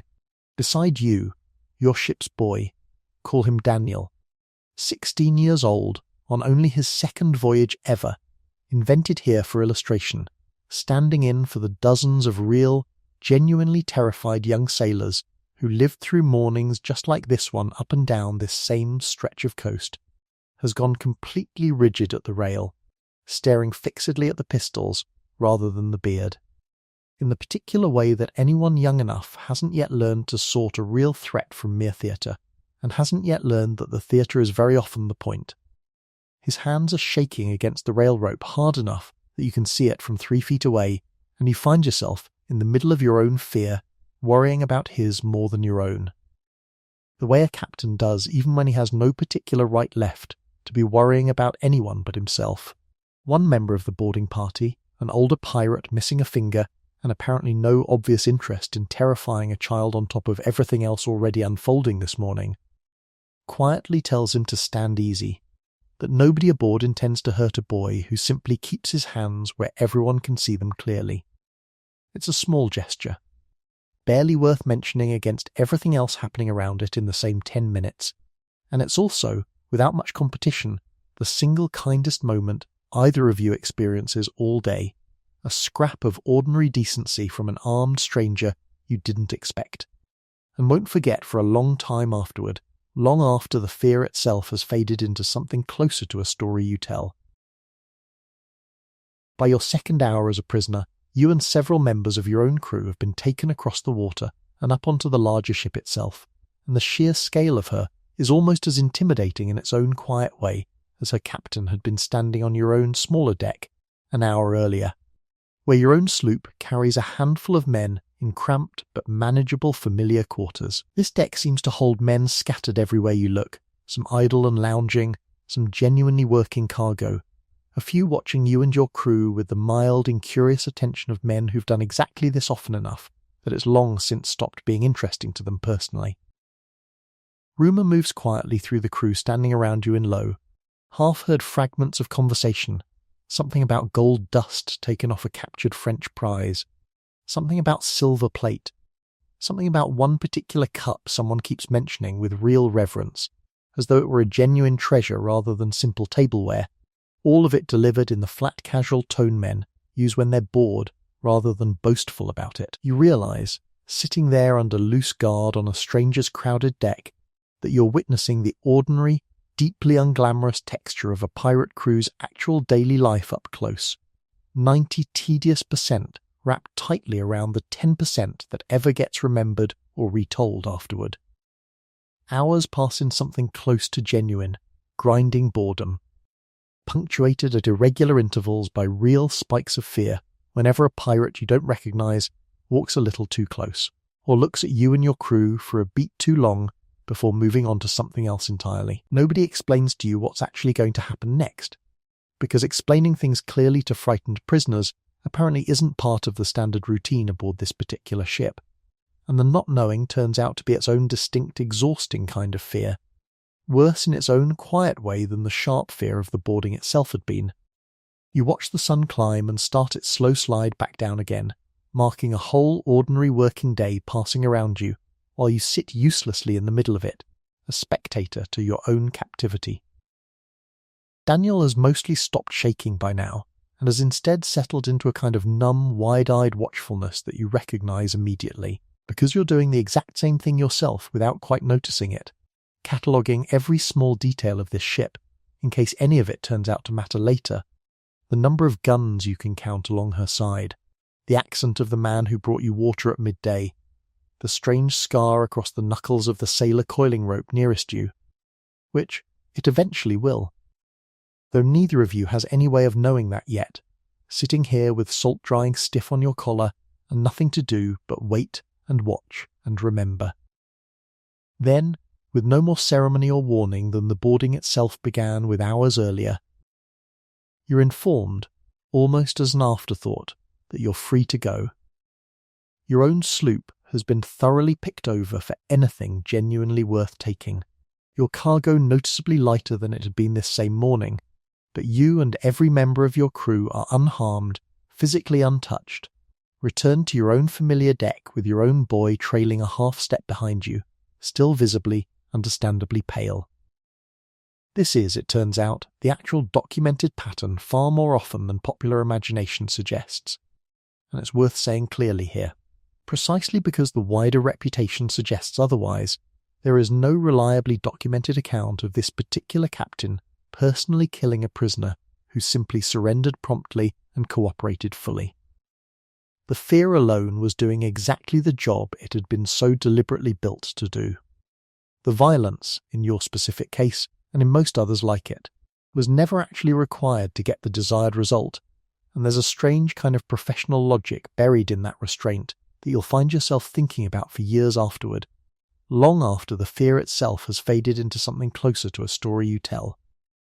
A dead captain generates a manhunt. A frightened cooperative. Living one generates nothing at all except a slightly emptier cargo hold and a story he'll go on telling for the rest of his life. Which, it turns out, is exactly the outcome that suits a pirate captain best. You sail on toward your home port, and within a matter of days you find yourself standing in front of a colonial governor's clerk, giving a full, formal account of everything you just personally witnessed while it's still sharp and vivid in your memory. The beard, the 6 pistols, the curling smoke, the flat, unhurried questions, the strange, half-bored tedium of an entire afternoon spent captive aboard a stranger's crowded ship. You sign your own name at the bottom of the affidavit a clerk has carefully written out in front of you. You have absolutely no way of knowing, sitting there in that quiet office with salt still dried stiff into your collar, that this exact sworn document will still be read, still be quoted, still stand as the single clearest surviving physical description available anywhere of the man who just held you prisoner for the better part of a long, strange day, 3 full centuries after you and everyone else in that governor's office have been dead and forgotten by name. That's the strange, unexpected gift buried quietly inside an otherwise frightening morning. Your fear, properly recorded and filed away, ends up outliving you by 300 years. What happened to you was not, however much it felt like one while it was actually happening, some singular and exceptional event in the wider scheme of things. It was one of dozens of nearly identical encounters strung across a single pirate captain's brief, blazing career. More than 30 ships captured by some late accounts, each one its own separate version of this same grey morning, this same braided beard, this same strange, uneasy mixture of genuine terror, unexpected tedium, and one small unlooked-for kindness from an armed stranger who didn't have to offer it at all. Somewhere out there, other captains you'll never meet are living through their own versions of your exact morning, even as you sail safely home. Each of them certain, the way you were certain, that this particular encounter is uniquely theirs, uniquely terrible, when in fact it's already becoming a pattern regular enough that a governor's clerk somewhere has probably started keeping a separate file for it. And in just 5 more months, the same calm, business-like captain who questioned you so evenly about a rival ship's whereabouts would stop asking about single vessels entirely, and set his considerable sights on something far larger and far bolder than any one sloop, larger even than anything his own reputation had prepared the colonies to expect from him, an entire city's harbour, and every last ship attempting to move through it held hostage all at once instead of one frightened captain at a time. In the middle of May 1718, the lookouts posted along Charleston's harbour entrance saw something that no one in the young colony of South Carolina had ever seen before, and hoped, fervently, never to see again, 4 armed ships, moving in loose but deliberate formation, taking up position directly across the only channel that connected the city to the open ocean, and, by extension, to the rest of the trading world it depended on for its entire economic survival. Not raiding, not fleeing after a quick strike, not simply passing through on the way to somewhere else, the way pirate fleets so often did along this coast, anchoring, settling in, with the unhurried confidence of men who intended to stay exactly as long as it took. Between them, the 4 vessels carried something in the neighbourhood of 60 cannon and close to 300 men. By some contemporary estimates, the single most powerful concentration of maritime force anywhere in the Western Hemisphere at that exact moment. Royal Navy squadrons stationed in the region fully included in that grim comparison. At the centre of the formation, unmistakable even at a considerable distance by the sheer scale of her alone, sat Queen Anne's Revenge, and everyone in Charleston who'd heard even a fraction of the rumours circulating up and down this coast over the preceding year understood immediately, with a cold, sinking drop in the stomach, exactly whose flag was about to determine what happened to their city next, for however long he decided it should take. Getting to this moment had taken Blackbeard the better part of a winter and half a spring. He and his fellow pirate captain Stede Bonnet, a former Barbados plantation owner turned reluctant, oddly gentlemanly pirate. A man whose own strange story deserves considerably more room than tonight has to give it, but whose path keeps quietly intersecting with this one, had separated for a stretch after the capture of La Concorde, each working his own patch of the Caribbean independently through the opening months of 1718, chasing separate prizes along separate stretches of coast. They reunited more or less by chance in March, off the Spanish Main near the Bay of Honduras, two fleets crossing paths in open water the way ships of this era sometimes simply did. And it was there, the following month, that Blackbeard added a fourth vessel to his growing fleet, a small sloop named Adventure, taken without much resistance from a Jamaican logwood-cutting captain named David Heriot, who found himself, with striking and disorienting speed, transformed from prisoner into pilot for a fleet he'd had no say whatsoever in joining, and no particular desire to remain a part of once the choice was made for him. By the time this newly reassembled flotilla turned north toward the Carolinas that spring, Blackbeard commanded the largest and most heavily armed force he would ever personally lead in his brief, blazing career, and he had apparently decided, somewhere along that long journey north, that a target genuinely worthy of it existed waiting patiently at the mouth of one particular harbour he already knew well. What followed, for the better part of a full week, was less a battle than an occupation, and the distinction matters. No ship could enter Charleston's harbour without Blackbeard's fleet seeing it first from a considerable distance out, and no ship could leave without running directly past 60 guns arranged specifically and visibly to prevent exactly that outcome. The blockade wasn't loud in the way the word might suggest to modern ears. There was no continuous cannon fire rolling across the water, no burning wrecks lighting the horizon each night for the terrified citizens watching from shore. Instead, there was something slower and, in its own way, more thoroughly effective, a methodical strangulation of the port's ordinary daily business. Merchant captains arriving from open water found, to their genuine horror, an armed fleet waiting exactly where empty, welcoming water should have been.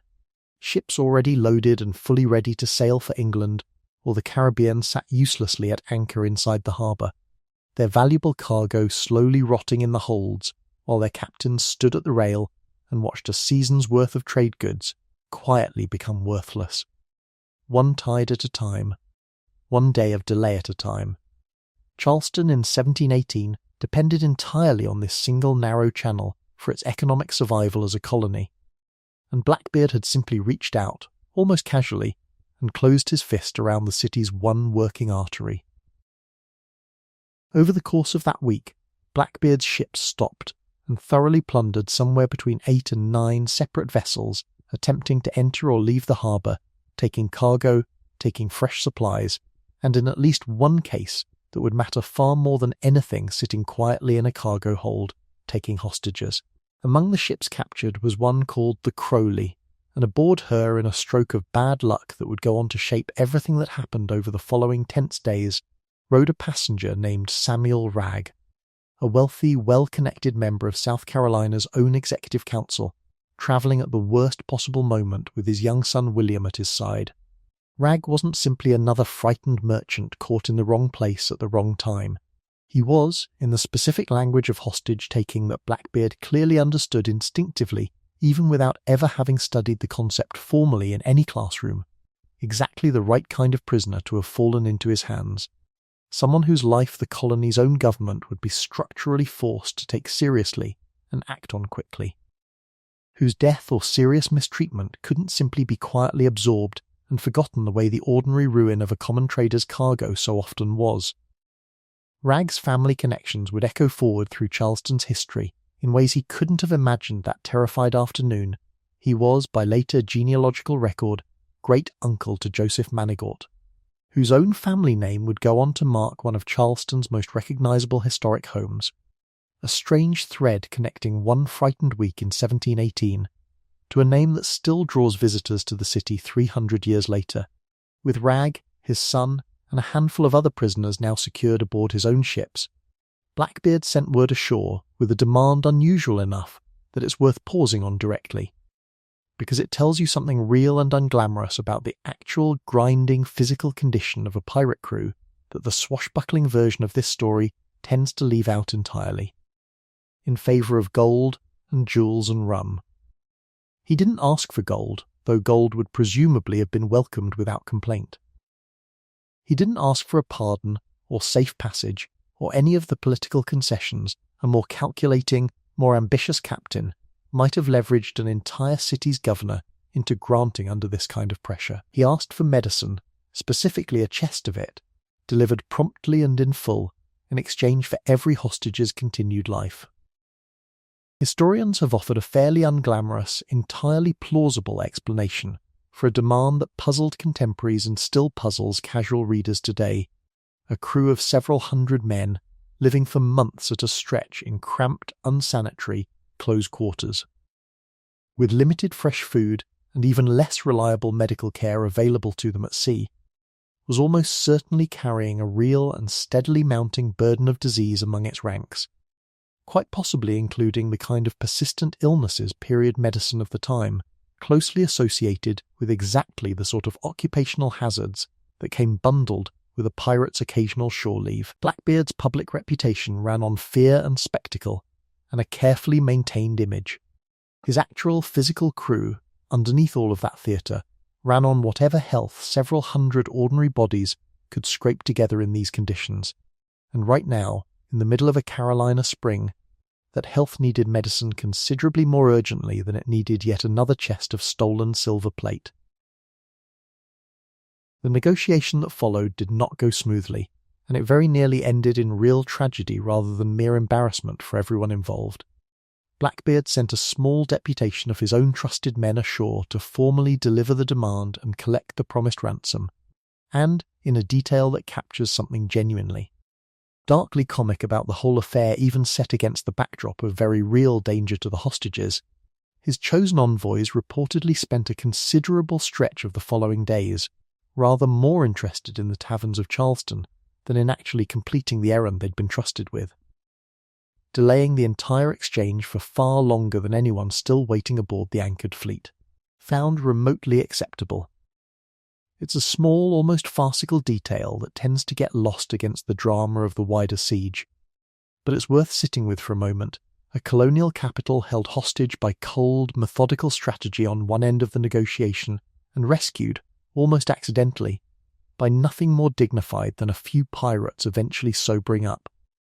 Back on the ships, with days passing and no medicine arriving and no word from the shore party at all, tension climbed sharply among a crew already anxious about their own untreated illnesses, and by most surviving accounts, Blackbeard came uncomfortably close to actually killing his hostages out of pure frustration at the delay, a threat that would have transformed a bold, largely bloodless act of extortion into something considerably darker and far less survivable for everyone still aboard those 4 ships. Somewhere in a Charleston counting house or a governor's chamber, officials weighing the life of a sitting council member's family against the sheer indignity of the demand finally moved fast enough to matter, before patience aboard the fleet ran out entirely. Governor Robert Johnson, by every surviving account a deeply reluctant participant in his own city's public humiliation, ultimately agreed to the ransom rather than risk the far worse alternative sitting anchored at his own harbour mouth. A chest of medicine, reportedly weighing somewhere in the neighbourhood of £400, a genuinely substantial quantity of period medical supplies rather than any kind of token or symbolic gesture, was hastily assembled from the colony's own stores and delivered out to the waiting pirates. Assembling that much medicine on short notice was itself no small undertaking for a young colonial port. Period medical supplies of any real quantity were expensive, difficult to source locally, and normally reserved for the colony's own hospitals and physicians rather than handed over wholesale to an anchored pirate fleet. It's worth sitting for a moment with the strange, almost absurd picture this whole episode creates: an entire prosperous colonial port, its harbour completely sealed, its trade strangled to a standstill, its own sitting council member's life and his young son's life hanging in the balance, all of it ultimately resolved not by cannon fire or a ransom paid in gold and silver, but by a single shipment of period pharmaceuticals, handed over across open water like an unusually large and urgent delivery to a particularly demanding physician. Once the medicine was safely aboard and accounted for, Blackbeard held to his end of the exchange with the same odd, businesslike consistency you've already heard about tonight from other encounters along this same stretch of coast. Rag, his son William, and the other hostages were released back to Charleston, alive and physically unharmed in any lasting sense, but stripped almost entirely of their fine clothing and any valuables they'd been carrying when they were first taken, sent back ashore in a state of undignified near-nakedness that must have felt, to men of Rag's considerable social standing, like its own separate and deeply specific humiliation, layered directly on top of the raw terror they'd already survived over the preceding week. There's something almost theatrical in that particular detail. A captain who could easily have kept every hostage's clothing and valuables as an afterthought instead choosing to send them ashore visibly, publicly stripped, as though the humiliation itself were as valuable a message to the watching city as the goods taken. The pirates weighed anchor shortly afterward and departed north along the coast, leaving behind a city that had just watched, in real time, over the course of a single ordinary week, the total collapse of its own ability to protect its harbour, its trade, and even a sitting member of its own governing council, using nothing more than 60 guns arranged in exactly the right place and a captain's. Cold, patient willingness to hold his nerve for as long as it actually took. The blockade of Charleston struck what one contemporary colonial account described, in language that survives almost word for word in the province's own official records, as a great terror across the entire province, and the phrase, however plainly and formally stated by an anxious colonial clerk, genuinely understates the real, lasting political damage the episode inflicted. This wasn't a raid on some isolated merchant ship far out in open water, easily absorbed and quietly half forgotten within a single season, the way so many similar losses had been up and down this same coast. This was an entire provincial capital, watched helplessly by its own frightened citizens from the safety of its own docks, brought to a complete economic and political standstill for the better part of a week by a fleet answering to no crown, no admiralty, and no law at all beyond its own captain's private judgment. Blackbeard sailed north toward North Carolina almost immediately afterward, and it was there, not long after, that his working partnership with Stede Bonnet finally came apart for good. Bonnet secured his own separate letter of marque from North Carolina's governor, technically legalizing a much narrower slice of his own piracy against Spanish shipping specifically, while Blackbeard pursued an entirely different, considerably more permanent kind of arrangement with that very same colonial government. One built less on official paperwork and considerably more on a quiet, mutually profitable understanding between a pirate captain and men who preferred not to look too closely at where their discounted goods actually came from. There's a reason this particular episode became, and remains, Blackbeard's single most famous act, eclipsing in popular memory even the far bloodier battle that would end his life 6 months later. A single captured ship is a tragedy for that ship's owner and crew, forgotten by everyone else within a season. A blockaded city is a spectacle, witnessed collectively by thousands of frightened residents at once, discussed in every tavern and written up in every colonial newspaper that could get word of it, and remembered precisely because so many people watched it happen together and could never quite agree afterward on whether to call it an act of piracy or something closer to a siege. It also revealed something uncomfortable about the actual state of colonial defence along this entire coast in 1718. For all the Royal Navy's reach across the wider Atlantic, a single well-armed pirate fleet could still, for a full week, do more or less whatever it wanted to a major port city with essentially no meaningful naval force close enough to intervene.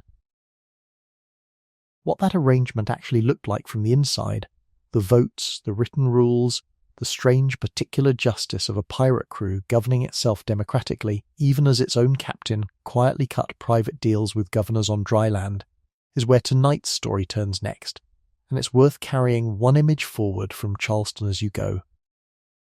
An entire city, brought to its knees for a week, not by greed exactly, but by a captain's simple, unglamorous need to keep several hundred sick men alive long enough to keep sailing, and by his very correct instinct that the surest way to get medicine fast was to make an entire province more afraid of losing a councilman than of losing face. It's a strange thing to sit with, lying here in the dark 300 years later. One of the boldest, most audacious acts in the entire history of piracy wasn't ultimately about greed or cruelty at all. It was about a captain doing whatever it took, however theatrical, however frightening to everyone caught in the middle of it, to get his own crew the medical care no honest employer of the period would have bothered securing for them. Lantern light first, low and orange and swaying slightly with the ship's gentle motion at anchor, and the particular hush of 40 or 50 men going quiet at once, the way a room goes quiet when something is about to be read aloud that every single person present already has a direct, personal stake in. You're gathered below decks with the rest of the crew, months into your service now, your hands calloused in ways they weren't when you first came aboard, watching the quartermaster unroll a much-handled, salt-stained sheet of paper that every man aboard, including you, put his own mark to before this particular voyage ever began. This is not the swashbuckling image most people carry around in their heads about pirate life. No cutlasses drawn in anger, no rum-soaked chaos, no shouting. It's closer to a town meeting than a raid, methodical and almost dull in its procedure, and that contrast, more than almost anything else about this life, is the part that tends to genuinely surprise people learning about it for the first time 300 years later, expecting swagger and finding paperwork instead. The articles get read aloud periodically, not because anyone's forgotten what's in them exactly, but because a ship where 50 different men are quietly operating from 50 different half-remembered versions of the rules is a ship slowly drifting toward mutiny, and everyone aboard, from the newest forced recruit to the most senior officer, understands that plainly enough not to need it explained to them twice. Bartholomew Roberts, a pirate captain working these same general waters only a few years after your own crew's particular heyday, left behind the single most complete written pirate code to survive intact into the historical record, and while the specific document currently in your own captain's hands isn't his, no written copy of your own crew's exact articles survived the intervening centuries. The way Roberts's famously did, the broad shape of what's being read aloud to you tonight matches his surviving text closely enough that historians now use it as the best available window into what a crew very much like yours almost certainly lived under day to day. Every man has an equal vote in matters that concern the whole crew collectively. Every man has equal claim to the fresh food and drink brought aboard, unless supplies run short enough that a formal vote decides to ration them fairly among everyone at once. It is on paper a stranger and more genuinely democratic document than almost anything available to an ordinary sailor anywhere else in the entire 18th century world, written by men that same world had already condemned, in advance and without appeal, as criminals unworthy of any rights at all.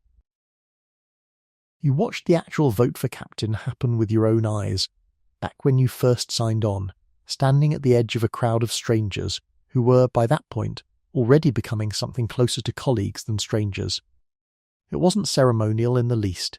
Every man present, regardless of how long he'd served or what particular rank he currently held, got an equal voice in who would command the ship going forward, and the vote itself was binding in a way that would have been genuinely unthinkable aboard any Royal Navy vessel anywhere in the Atlantic.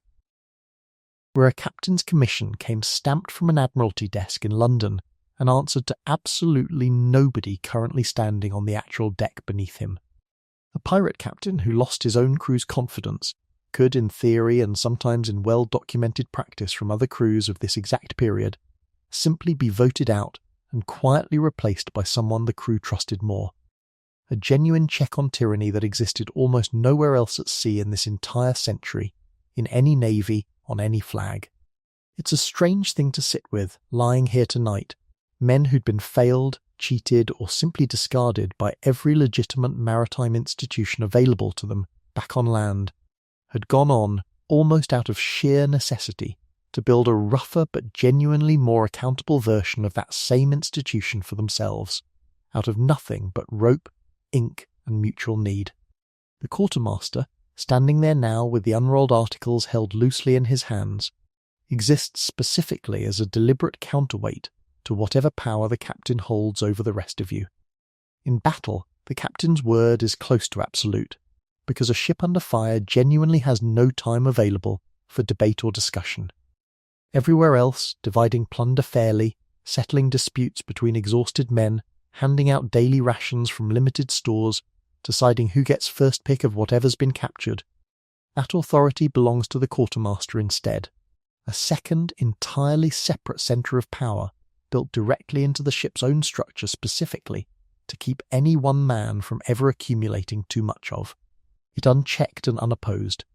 You've personally watched him settle an ugly argument over a disputed share of rum with the same flat, procedural patience a magistrate might bring to a minor property dispute back on dry land.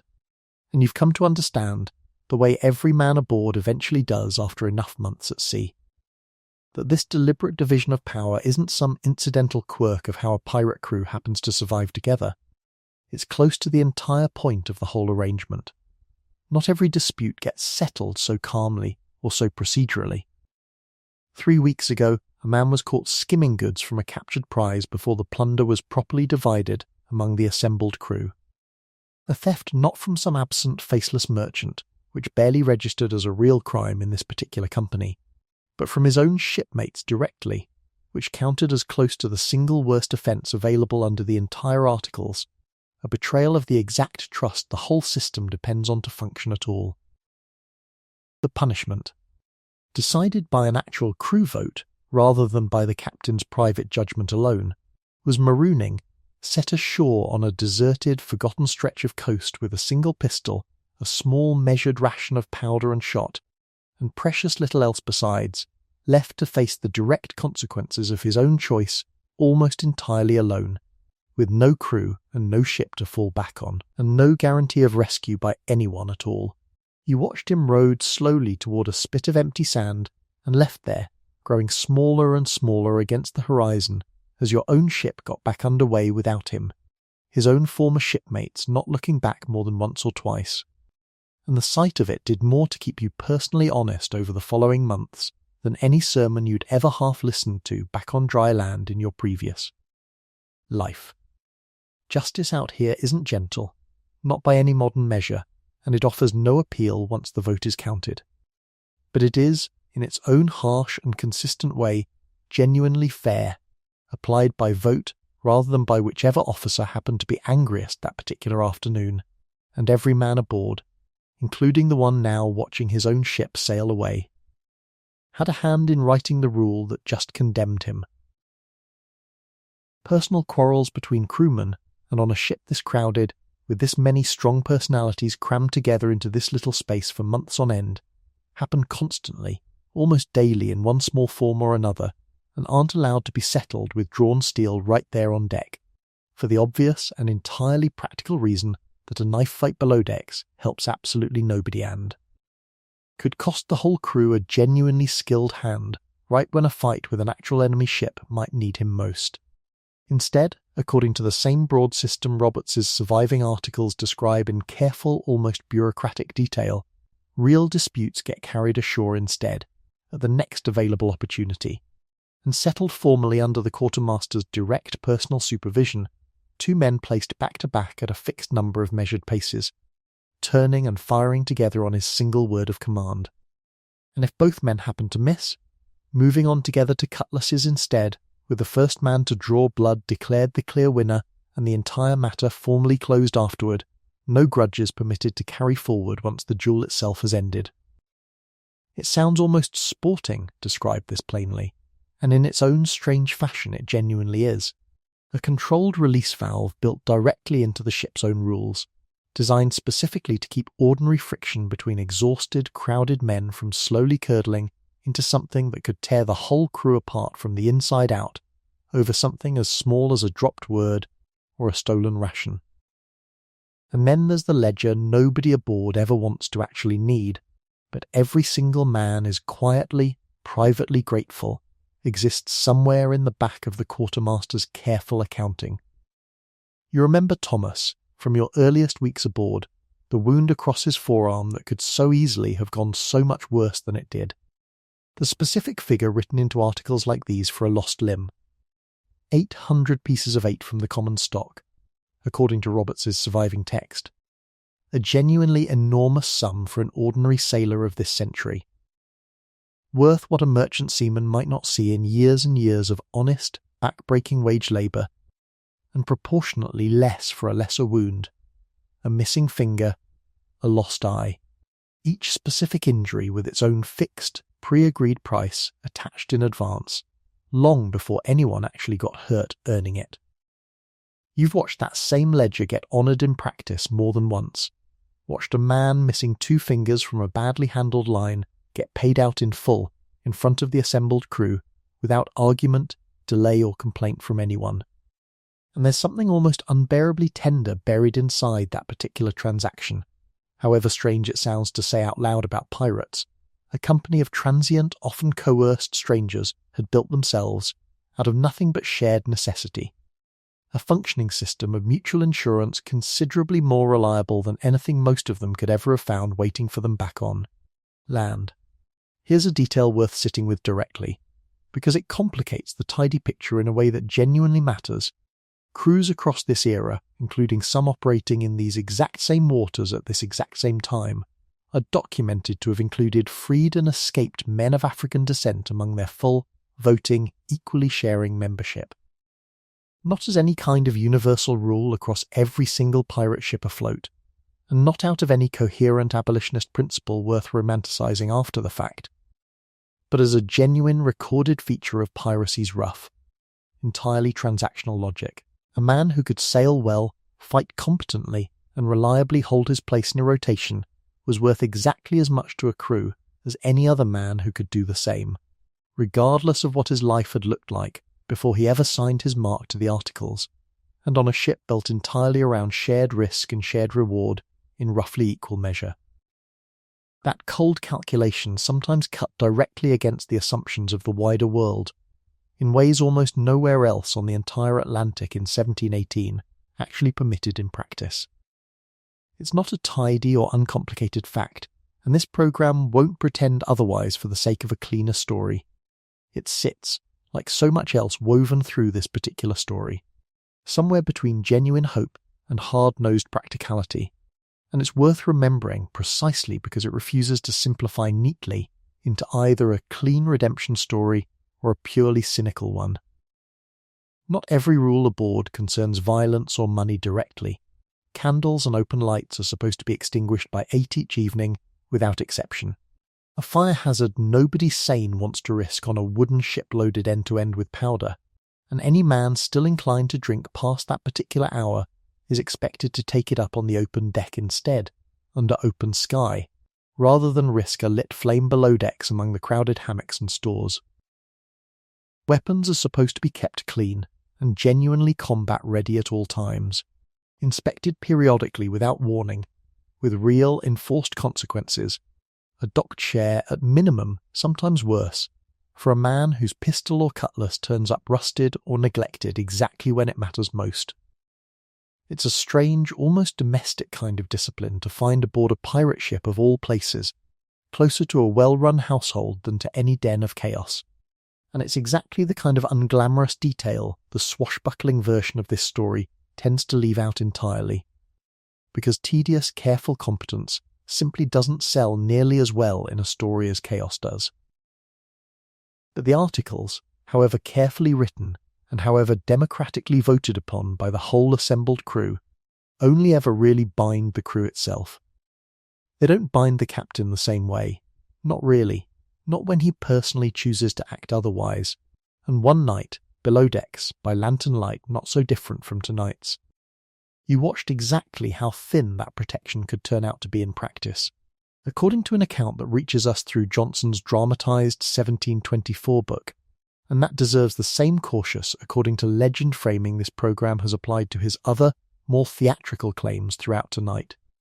Blackbeard is said to have sat drinking below decks with a small circle of his own trusted officers, among them the ship's master Israel Hands, the same capable, steady sailor you heard about earlier tonight, all the way back near the very beginning of this whole story. Without warning, without explanation, and without any apparent provocation at all, Blackbeard is said to have quietly drawn a pair of pistols beneath the table, blown out the candles, and fired into the sudden darkness, crippling hands in the knee for the remainder of his life. An injury with no battle nearby, no boarding underway, no enemy anywhere close enough to explain it away as misfortune. Asked afterward why he'd done such a thing to one of his own most trusted men, Blackbeard reportedly answered simply that if he didn't shoot one of his own crew now and then, they'd start to forget who he actually was. Whether that specific exchange happened in precisely those words, on precisely that night, is exactly the kind of vivid detail Johnson's account can never be fully trusted on, embellished as it so often was for the sake of a better story sold to a reading public that wanted its pirates larger than life. But the underlying shape of the story, a captain quietly reminding his own crew, without warning and without any real justification, that the rough, hard-won democracy governing everyone else seated at that table had one clear, unbendable exception sitting right at its head, fits everything else you've come to understand tonight about this particular arrangement of power aboard this particular ship. The articles were real. The vote was real. The compensation, the quartermaster's careful authority, the marooning of a thief, all of it was real, documented, and functioning exactly as intended, day after ordinary day, for months on end without incident. And sitting right at the centre of all that carefully balanced, hard-won structure was one single man who had, whenever it genuinely suited him, absolutely no binding obligation to honour any single part of it himself, a captain who had built a democracy and reserved, quietly, the right to stand outside it. It's that exact tension, a crew bound tightly by its own written law, led by a captain who occasionally, deliberately reminded them he personally wasn't bound by the same rules, that was quietly building toward its own eventual reckoning as 1718 wore on toward its final months. Within a matter of months, the same captain who could fire a loaded pistol under his own table without a word of explanation, would find himself, for the first time in his entire brief career, staring down men who answered to nobody's vote at all but the king's own commissioned governor, men who had never signed articles, never taken a share, never voted for anything in their lives, and who were coming for him not with a crew's grievance, but with the government's warrant. The rough, self-made justice you and every man around this table had built together below decks, one vote and one signed article at a time, was about to meet a much older, much colder, and far less negotiable kind of law entirely. One that didn't care about shares, or votes, or fixed compensation for a lost limb, only about a rope, or a blade, or whatever it actually took to end the story for good. At first light on the 22nd of November 1718, two small sloops moved slowly into a shallow, twisting channel off Ocracoke Island, North Carolina, following a local pilot who, alone among everyone aboard, actually knew where the sandbars lay hidden beneath the flat, grey morning water. Aboard the anchored vessel waiting somewhere ahead of them, a sloop called Adventure, a much smaller crew than the name Blackbeard had spent 2 years building would ever suggest, somewhere around 19 or 20 men in total, a fraction of the 300 he'd once commanded aboard Queen Anne's Revenge at the height of his power, was nursing the tail end of a very long, very drunken night. Most of that vastly larger crew was gone by now, scattered across 2 colonies by pardons, maroonings and quiet dismissals in the months since the grounding at Beaufort Inlet, leaving only this smaller, harder core still bound to him. What happened over the following hour would end, in blunt, brutal, thoroughly documented fashion, the single most famous career in the entire history of piracy. And it would end in water so shallow and so poorly charted that both sides at different points in the same short morning would find their own ships running helplessly aground beneath them before they'd even managed to fire a proper shot. To understand exactly how Blackbeard ended up anchored in this particular inlet with this particular skeleton crew, you have to go back 5 months, to the immediate, confused aftermath of Queen Anne's revenge running aground off Beaufort Inlet. In the weeks that followed that grounding, deliberate or accidental, the question this programme raised earlier tonight, and still can't fully settle either way, Blackbeard made his way to Bath, North Carolina, and formally accepted a royal pardon from the colony's governor, Charles Eden, under the terms of an amnesty the Crown had extended to any pirate willing to genuinely give up the trade for good. For a stretch that spring and early summer, by most surviving accounts, he appeared to settle into something resembling ordinary, respectable colonial life. A retired sea captain, rather than a wanted man. Johnson's dramatised 1724 account, with all the same caution this programme has applied to that source throughout the entire night, goes considerably further, claiming Blackbeard married a young local woman in Bath around this time, his 14th wife, by Johnson's colourful and almost certainly wildly exaggerated count.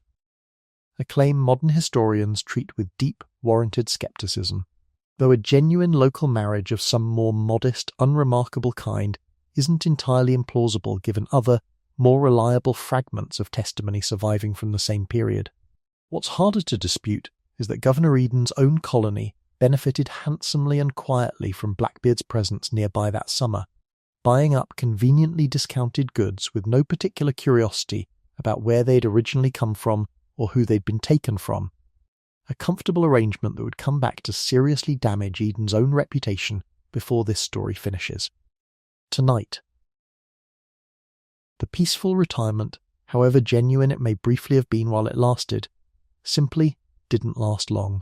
By August, barely 2 months after formally accepting the King's own pardon, Blackbeard was back at sea and back to raiding along the same familiar coast, and by September he'd gathered what may have been the single largest concentration of active pirates ever assembled anywhere on the American coast up to that point, anchoring near Ocracoke for what amounted to an extended, multi-day celebration involving several entirely separate pirate crews at once, roasted food shared around open fires, a great deal of rum passed freely from hand to hand, and, by every surviving account of the gathering, very little concern shown by anyone present for genuine discretion.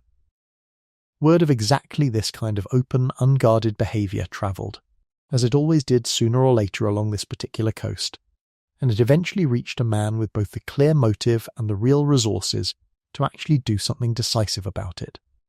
Alexander Spotswood, Governor of Virginia. A colony that had no direct legal jurisdiction whatsoever over North Carolina's own waters, but a very real, very pressing practical interest in keeping Blackbeard's fleet as far as possible from Virginia's own valuable shipping lanes. Spotswood's own personal motives, historians have carefully noted, likely blended genuine public safety concern with a healthy, entirely human dose of personal political ambition. A decisive, well-publicised strike against the most famous pirate currently operating in America would do no harm at all to a colonial governor's own standing reputation back home in London. Jurisdictional questions and legal niceties notwithstanding, Spotswood assembled his expedition carefully and methodically, working around one specific, stubborn practical problem: the 2 Royal Navy warships stationed nearby, Hunt's Pearl and Hunt's Lime, were both far too large and far too deep drafted to safely navigate the shallow, treacherous inlets where Blackbeard habitually liked to anchor his smaller vessels, tucked away behind sandbars no proper warship could cross. Instead, Spotswood arranged for 2 smaller borrowed sloops, named Jane and Ranger, crewed with volunteer sailors and marines drawn directly from the 2 larger warships' own complements. Roughly 60 men in total split unevenly across both vessels. Men who understood they were volunteering for a fight in unfamiliar water against a captain whose reputation alone had already killed no one directly but frightened plenty. Command of the entire small expedition went to a young lieutenant named Robert Maynard, a career naval officer, with everything professionally to gain from a genuinely successful mission and, as it would turn out over the following hours, a real, previously untested talent for exactly this kind of close, deceptive, small boat combat in confined water. The sort of fight no textbook of the period had much useful advice for. The expedition sailed south from Virginia in mid-November, and on the evening of the 21st, guided carefully by a local pilot who knew these particular sandbars nearly as well as Blackbeard himself did, Maynard's 2 sloops arrived off Ocracoke and spotted Adventure riding quietly at anchor in the failing evening light, exactly where the intelligence had promised she would be. Rather than risk a chaotic night attack through completely unfamiliar, shoal-choked water in the dark, Maynard made the deliberate, disciplined decision to wait until proper morning light, gambling correctly that Blackbeard's own crew, fresh off weeks of hard raiding and several days of open celebration, would spend one more careless night drinking, rather than standing careful, sober watch against an attack nobody aboard genuinely expected to arrive out of the darkness. He was right to gamble on it. Blackbeard, by most surviving accounts genuinely unaware of exactly what was quietly approaching in the darkness a short distance away, spent that final evening of his life drinking easily with several of his own trusted men and at least one visiting local trader, a man named Odell, who had come aboard simply to socialise and share a drink with friends, and would find himself, by the following morning, fighting desperately for his own life in a battle he'd never remotely intended to join, let alone survive. At first light, Maynard's small boats began moving cautiously forward into the Sound, sounding the uncertain depths carefully ahead of them as they crept along, and it took only a matter of minutes for an alert lookout aboard Adventure to spot the approaching sloops and raise the alarm across the anchored ship. Blackbeard's men responded immediately and without hesitation, cutting the anchor cable outright rather than wasting precious time hauling it properly up, and opening fire with whatever guns they had ready as their own ship got hastily underway, clearly intending to fight their way past the 2 approaching sloops and out through the channel's mouth into open water beyond, where their smaller, more manoeuvrable vessel might still have a real chance. In the chaos of the pursuit that followed almost immediately, both of Maynard's own sloops ran hard aground on sandbars neither crew had fully charted in advance, forcing his men to scramble frantically and throw cargo and supplies overboard just to lighten the hulls enough to float free again. A genuinely undignified, almost farcical few minutes for a careful Royal Navy expedition that had come. So far and planned so methodically, saved in the end only by the fact that Blackbeard's own smaller, shallower drafted sloop was having real trouble of its own finding clear water in that same tight, unforgiving channel. Once both vessels were moving freely again, the real fighting began in earnest, and it began badly for the Navy's side of the fight. A close-range volley from Adventure's own guns tore straight into the crowded deck of one of Maynard's sloops, killing or wounding a significant number of men in a single devastating exchange, and very nearly ending the entire fight before it had properly even started in earnest. But Maynard had quietly prepared a deception of his own, held in reserve for exactly this moment. As his sloop closed the final stretch of distance toward Adventure, he ordered the bulk of his surviving crew below decks entirely, out of sight, leaving only a thin, deliberately visible skeleton presence above. A calculated gamble that Blackbeard, seeing what looked like a crippled, thinly manned enemy ripe for the taking, would commit fully to boarding directly rather than standing off cautiously and continuing to trade cannon fire at a safer, more careful distance. The gamble worked exactly as Maynard had hoped. Blackbeard, genuinely believing the fight already nearly won, led a boarding party directly onto Maynard's own deck himself, and the moment enough pirates had fully committed themselves across that narrow gap of open water, Maynard's hidden men came pouring back up from below all at once, transforming what Blackbeard had expected to be a quick mopping-up operation into a sudden, brutal, close-quarters melee that neither side had fully anticipated unfolding in exactly this form. What followed was hand-to-hand combat in its most literal, exhausting, unglamorous sense, cutlasses swinging, pistols fired at point-blank range into crowded bodies, men grappling desperately on a deck slick, with blood and seawater in roughly equal measure by that point. Maynard and Blackbeard found each other directly in the middle of the chaos, and surviving accounts describe an extended, brutal personal duel between the two men, pistols exchanged first at close range, then blades once the pistols were spent, Blackbeard absorbing wound after wound without ever going down, a testament either to sheer physical toughness or to the sheer accumulated number of separate injuries a determined man could apparently sustain before his body finally simply gave out beneath him. By the fight's exhausted end, Blackbeard had reportedly taken as many as 5 separate gunshot wounds and something in the range of 20 distinct sword cuts across his body, a tally repeated so consistently across multiple independent second-hand accounts that historians generally accept it today as broadly accurate, even while readily acknowledging the precise count can't be verified with total certainty from any single fully reliable primary source. He kept fighting on through wounds that would have ended most other men's participation many long minutes earlier, and it was only a final, decisive blow. Accounts vary on the precise anatomical detail, and this program won't dwell on that detail any further than genuinely necessary, that finally brought him down for good, ending. In one violent, chaotic morning, a piracy career that had lasted barely 2 full years, but had permanently reshaped how an entire coastline thought about its own safety at sea. Below decks, in the middle of all this violent chaos, a second and considerably more dangerous drama was quietly unfolding at the very same time, one that very nearly turned a bloody but contained battle into a genuine, wide-scale catastrophe for everyone still aboard both ships.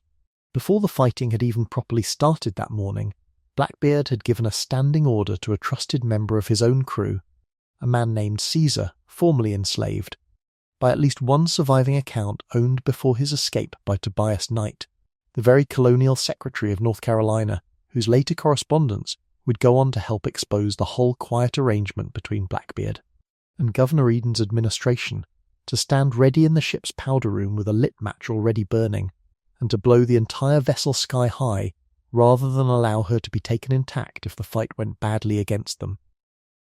As the battle raged on above him, entirely out of sight, Caesar moved to carry out exactly that order, apparently prepared to end his own life along with everyone else still aboard, friend and enemy alike, rather than face capture and whatever followed it.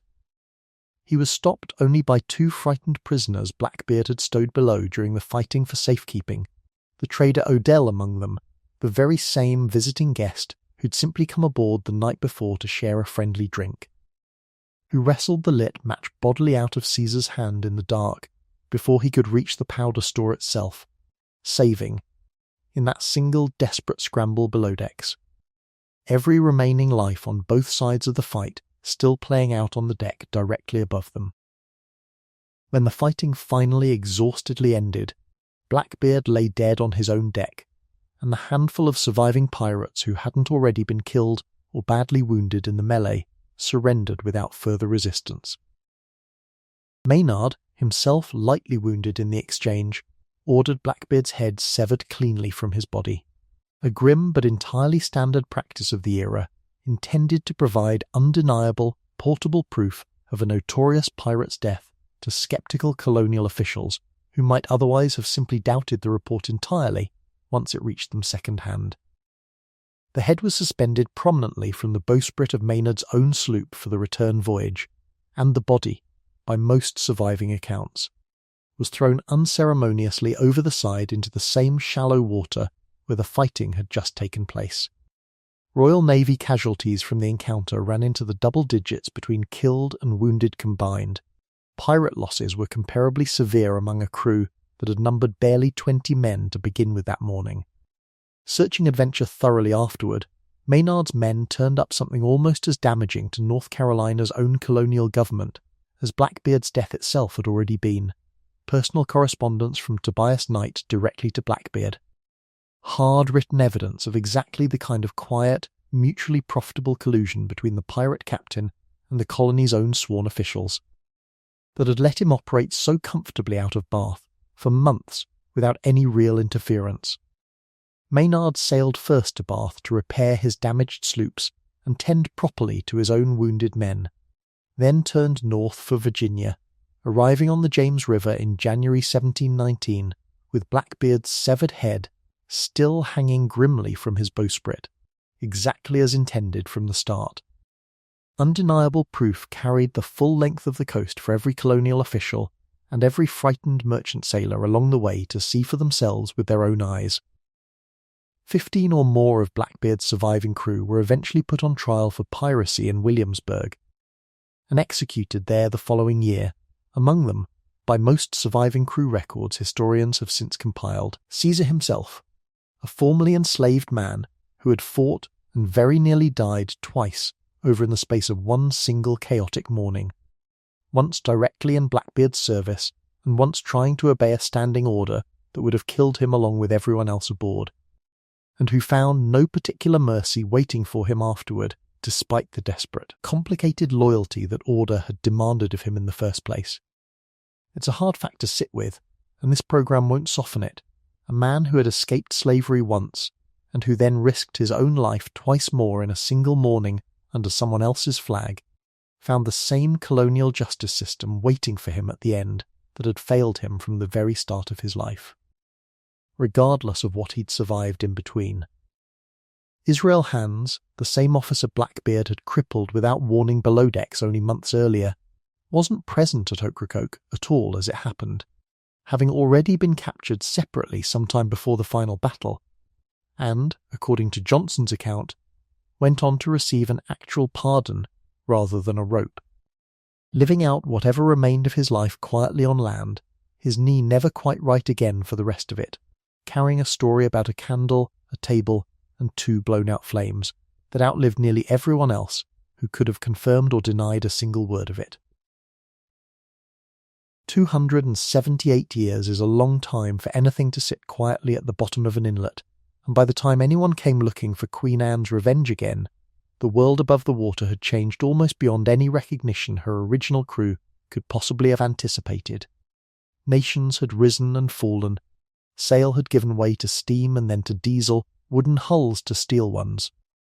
And the very idea of a pirate had drifted, slowly and almost accidentally, from genuine, documented terror into a costume party cliche sold in gift shops within sight of the very water where the real thing once anchored, cannon run out, waiting.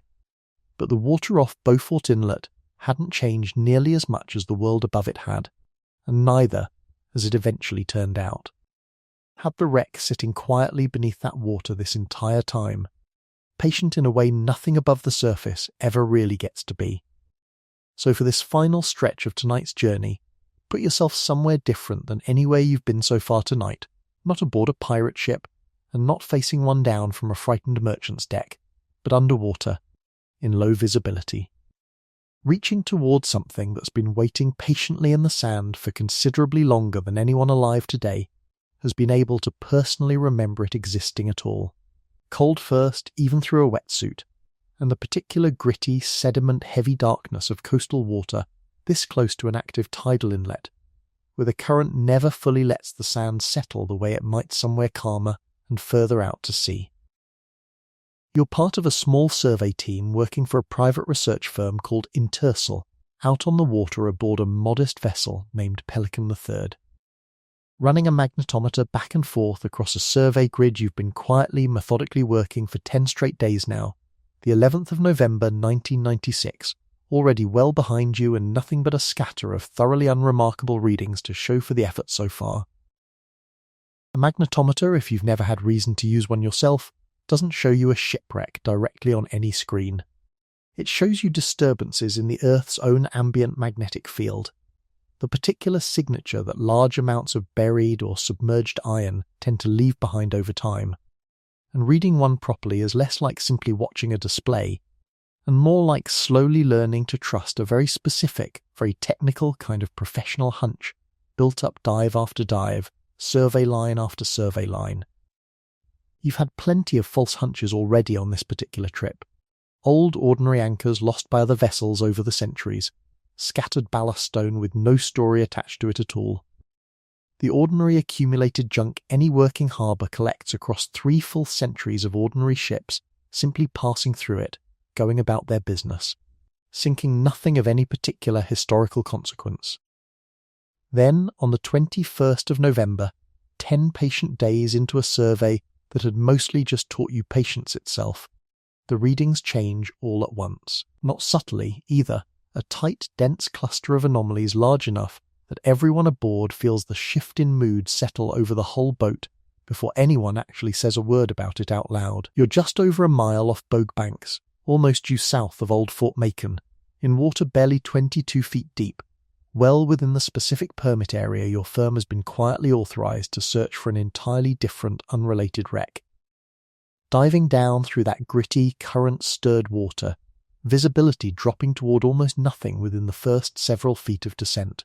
Your gloved hand finds something that clearly isn't sand and clearly isn't ordinary ballast stone, the unmistakable, heavily encrusted curve of a cannon barrel, and then another beside it, and then, close by in the gloom, the heavier, more deliberately shaped bulk of a large ship's anchor, half buried and thick with 3 centuries of accumulated marine growth. Nobody says the actual words Queen Anne's Revenge out loud yet, not that first afternoon. Nobody aboard is willing to jinx it that quickly, that carelessly, after 10 days of nothing. But everybody on that boat already knows, in the specific, quiet, professional way people know things they're not yet officially allowed to say aloud, exactly what they might have just stumbled onto in 22 feet of ordinary-looking coastal water. Confirmation, it turns out, takes considerably longer than the initial moment of discovery did, and it arrives through smaller, far less dramatic objects than the 9 cannon and 2 anchors your team can already see scattered plainly across the site floor. A bronze ship's bell, badly encrusted but still legible once carefully, patiently cleaned back at the surface, bears a cast date of 1705 stamped directly into its surface, early enough and specific enough to comfortably match the known documented age of a vessel believed built somewhere around 1710. An English-made blunderbuss barrel, datable through its manufacture to somewhere between 1690 and 1710, turns up not long afterward in the same general debris field alongside the cannon. A lead-sounding weight the simple, unglamorous tool sailors of this exact period used to physically measure water depth by hand before any modern instrument existed to do it for them, comes up next in the slow, methodical survey, along with 2 solid iron cannonballs sized precisely correctly for guns of exactly this era and this general caliber. None of these individual objects, entirely on their own, proves anything conclusively to a skeptical archaeologist trained to demand more than one coincidence. Taken together, though, and cross-referenced carefully against the known historical record of a French slave ship captured off Martinique and later lost off this exact stretch of North Carolina coastline in June of 1718, they build a case that grows measurably harder to dismiss with every additional dive, every new artifact logged, every careful measurement recorded and cross-checked back at the surface. By early 1997, your firm has entered careful, deliberate discussions with the North Carolina Department of Cultural Resources about exactly what happens next, with a discovery this potentially significant to the entire state's own history, discussions that eventually produce a joint public announcement, a formal press conference held in Raleigh on the 3rd of March, with the state's own sitting governor standing at the podium to personally confirm, on behalf of an entire state government now taking a very direct and public interest in what your small survey team quietly pulled out of 22 feet of murky, unremarkable water 4 months earlier.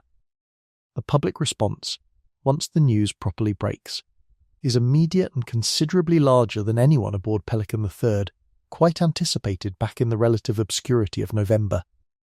This isn't simply another shipwreck anymore, one more entry in a long list of forgotten hulls.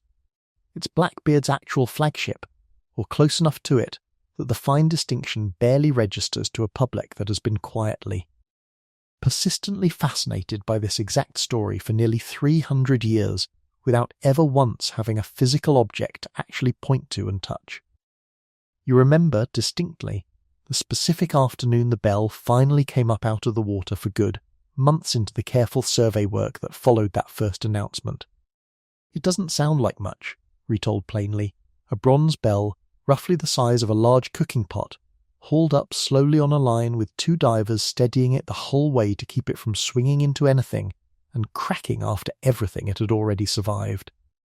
But there's a particular kind of silence that settles over a boat deck when something that specific, that legible, breaks the surface after 279 years underwater, and you remember standing there dripping, watching a state conservator turn it carefully in gloved hands, tracing the cast numerals with one gentle finger before finally saying the date out loud for everyone gathered to hear, 1705. Nobody cheered exactly. It felt more like the kind of quiet that follows genuinely good news you're still not sure you're allowed to fully believe yet. The sort of moment that asks for a held breath rather than applause. Over the next several years, what began as one private survey firm's discovery becomes something considerably larger and more institutional than anyone involved that 1st November could have fully predicted. A dedicated underwater archaeology branch investigation, working in close ongoing partnership with East Carolina University. Establishes an entire conservation laboratory specifically built to receive, stabilize, and slowly, patiently process whatever continues to come up out of that shallow water. Year after year, grant cycle after grant cycle. Long after the initial excitement of the press conference has settled into something more like routine. Dedicated labour. This is where you find yourself now, years further along in the story. No longer diving the site yourself on a regular basis, but working instead in the quieter, considerably drier, and far less dramatic second half of this entire long process. The lab itself, fluorescent lit and lined with tanks that hum quietly through every shift, day and night, keeping their contents stable. A colleague of yours here, a conservator named Alina, invented here for illustration, but standing in for the real dedicated technicians who've genuinely spent literal decades of their working lives on this exact material, has explained the actual timeline to you more than once now, patiently, in the tone of someone explaining something she's had to explain many times before to visitors who assume archaeology moves considerably faster than it actually physically can. An iron object pulled straight from 3 centuries of salt water can take years, not weeks, of careful monitored desalination in slow-changing chemical baths before it's stable enough to expose to open air without simply crumbling apart on contact, undoing centuries of accidental preservation in a single careless afternoon of impatience. She keeps a small hand-lettered sign taped above her own workbench, half joke and half genuine warning to anyone new who wanders in expecting fast results. The ocean took 278 years to do this. It gets to take however long it needs to undo it properly. Take the cannon, for instance, sitting patiently in its own dedicated tank at the far end of the lab, one of more than 30 eventually raised from a site that supposedly carried something close to 40 guns total when Blackbeard first finished refitting her back in 1717. Each individual cannon weighs close to 3,000 pounds, and each one has spent nearly 3 full centuries fused into a hard mineral shell of its own accumulated corrosion products, mixed thoroughly with sand, broken shell fragments, and dense marine growth, a slow chemical process called concretion, which sounds almost gentle in the abstract until you understand firsthand that it can effectively lock an iron object into something closer to solid rock than to any recognizable metal object, camouflaging a cannon so thoroughly that an untrained eye on that first survey dive could easily have swum right past it, mistaking it for just another lump of reef. Raising one intact from the seabed without shattering it is a genuine engineering challenge entirely on its own, requiring careful rigging and enormous patience from a support crew above.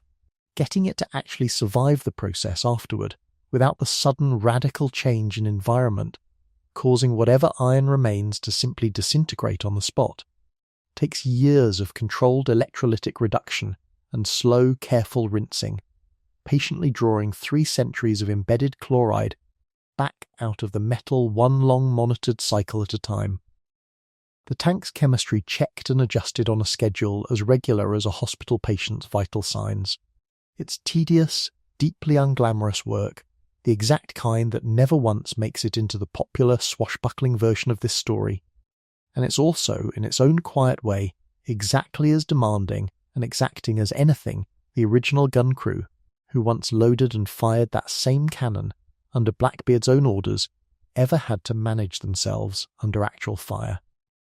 just stretched out over years instead of seconds. Not every object that comes up out of the water is a weapon, and not every single one of them is easy to sit with once it's finally cleaned, catalogued, and laid out under lab lighting.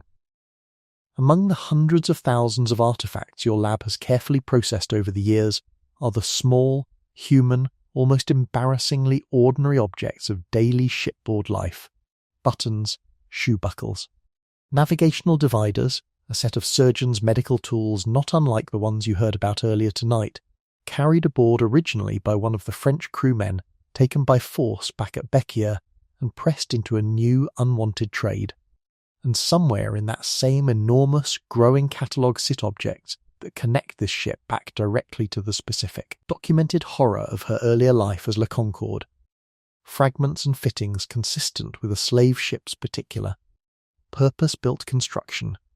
A quiet physical reminder sitting today in a climate-controlled drawer inside a modern conservation lab that this vessel's story didn't actually begin with piracy at all, and that the several hundred people who survived her brutal Atlantic crossing never got a proper chapter of their own in the popular version of this tale, the way her far more famous pirate captain eventually did, 300 years running.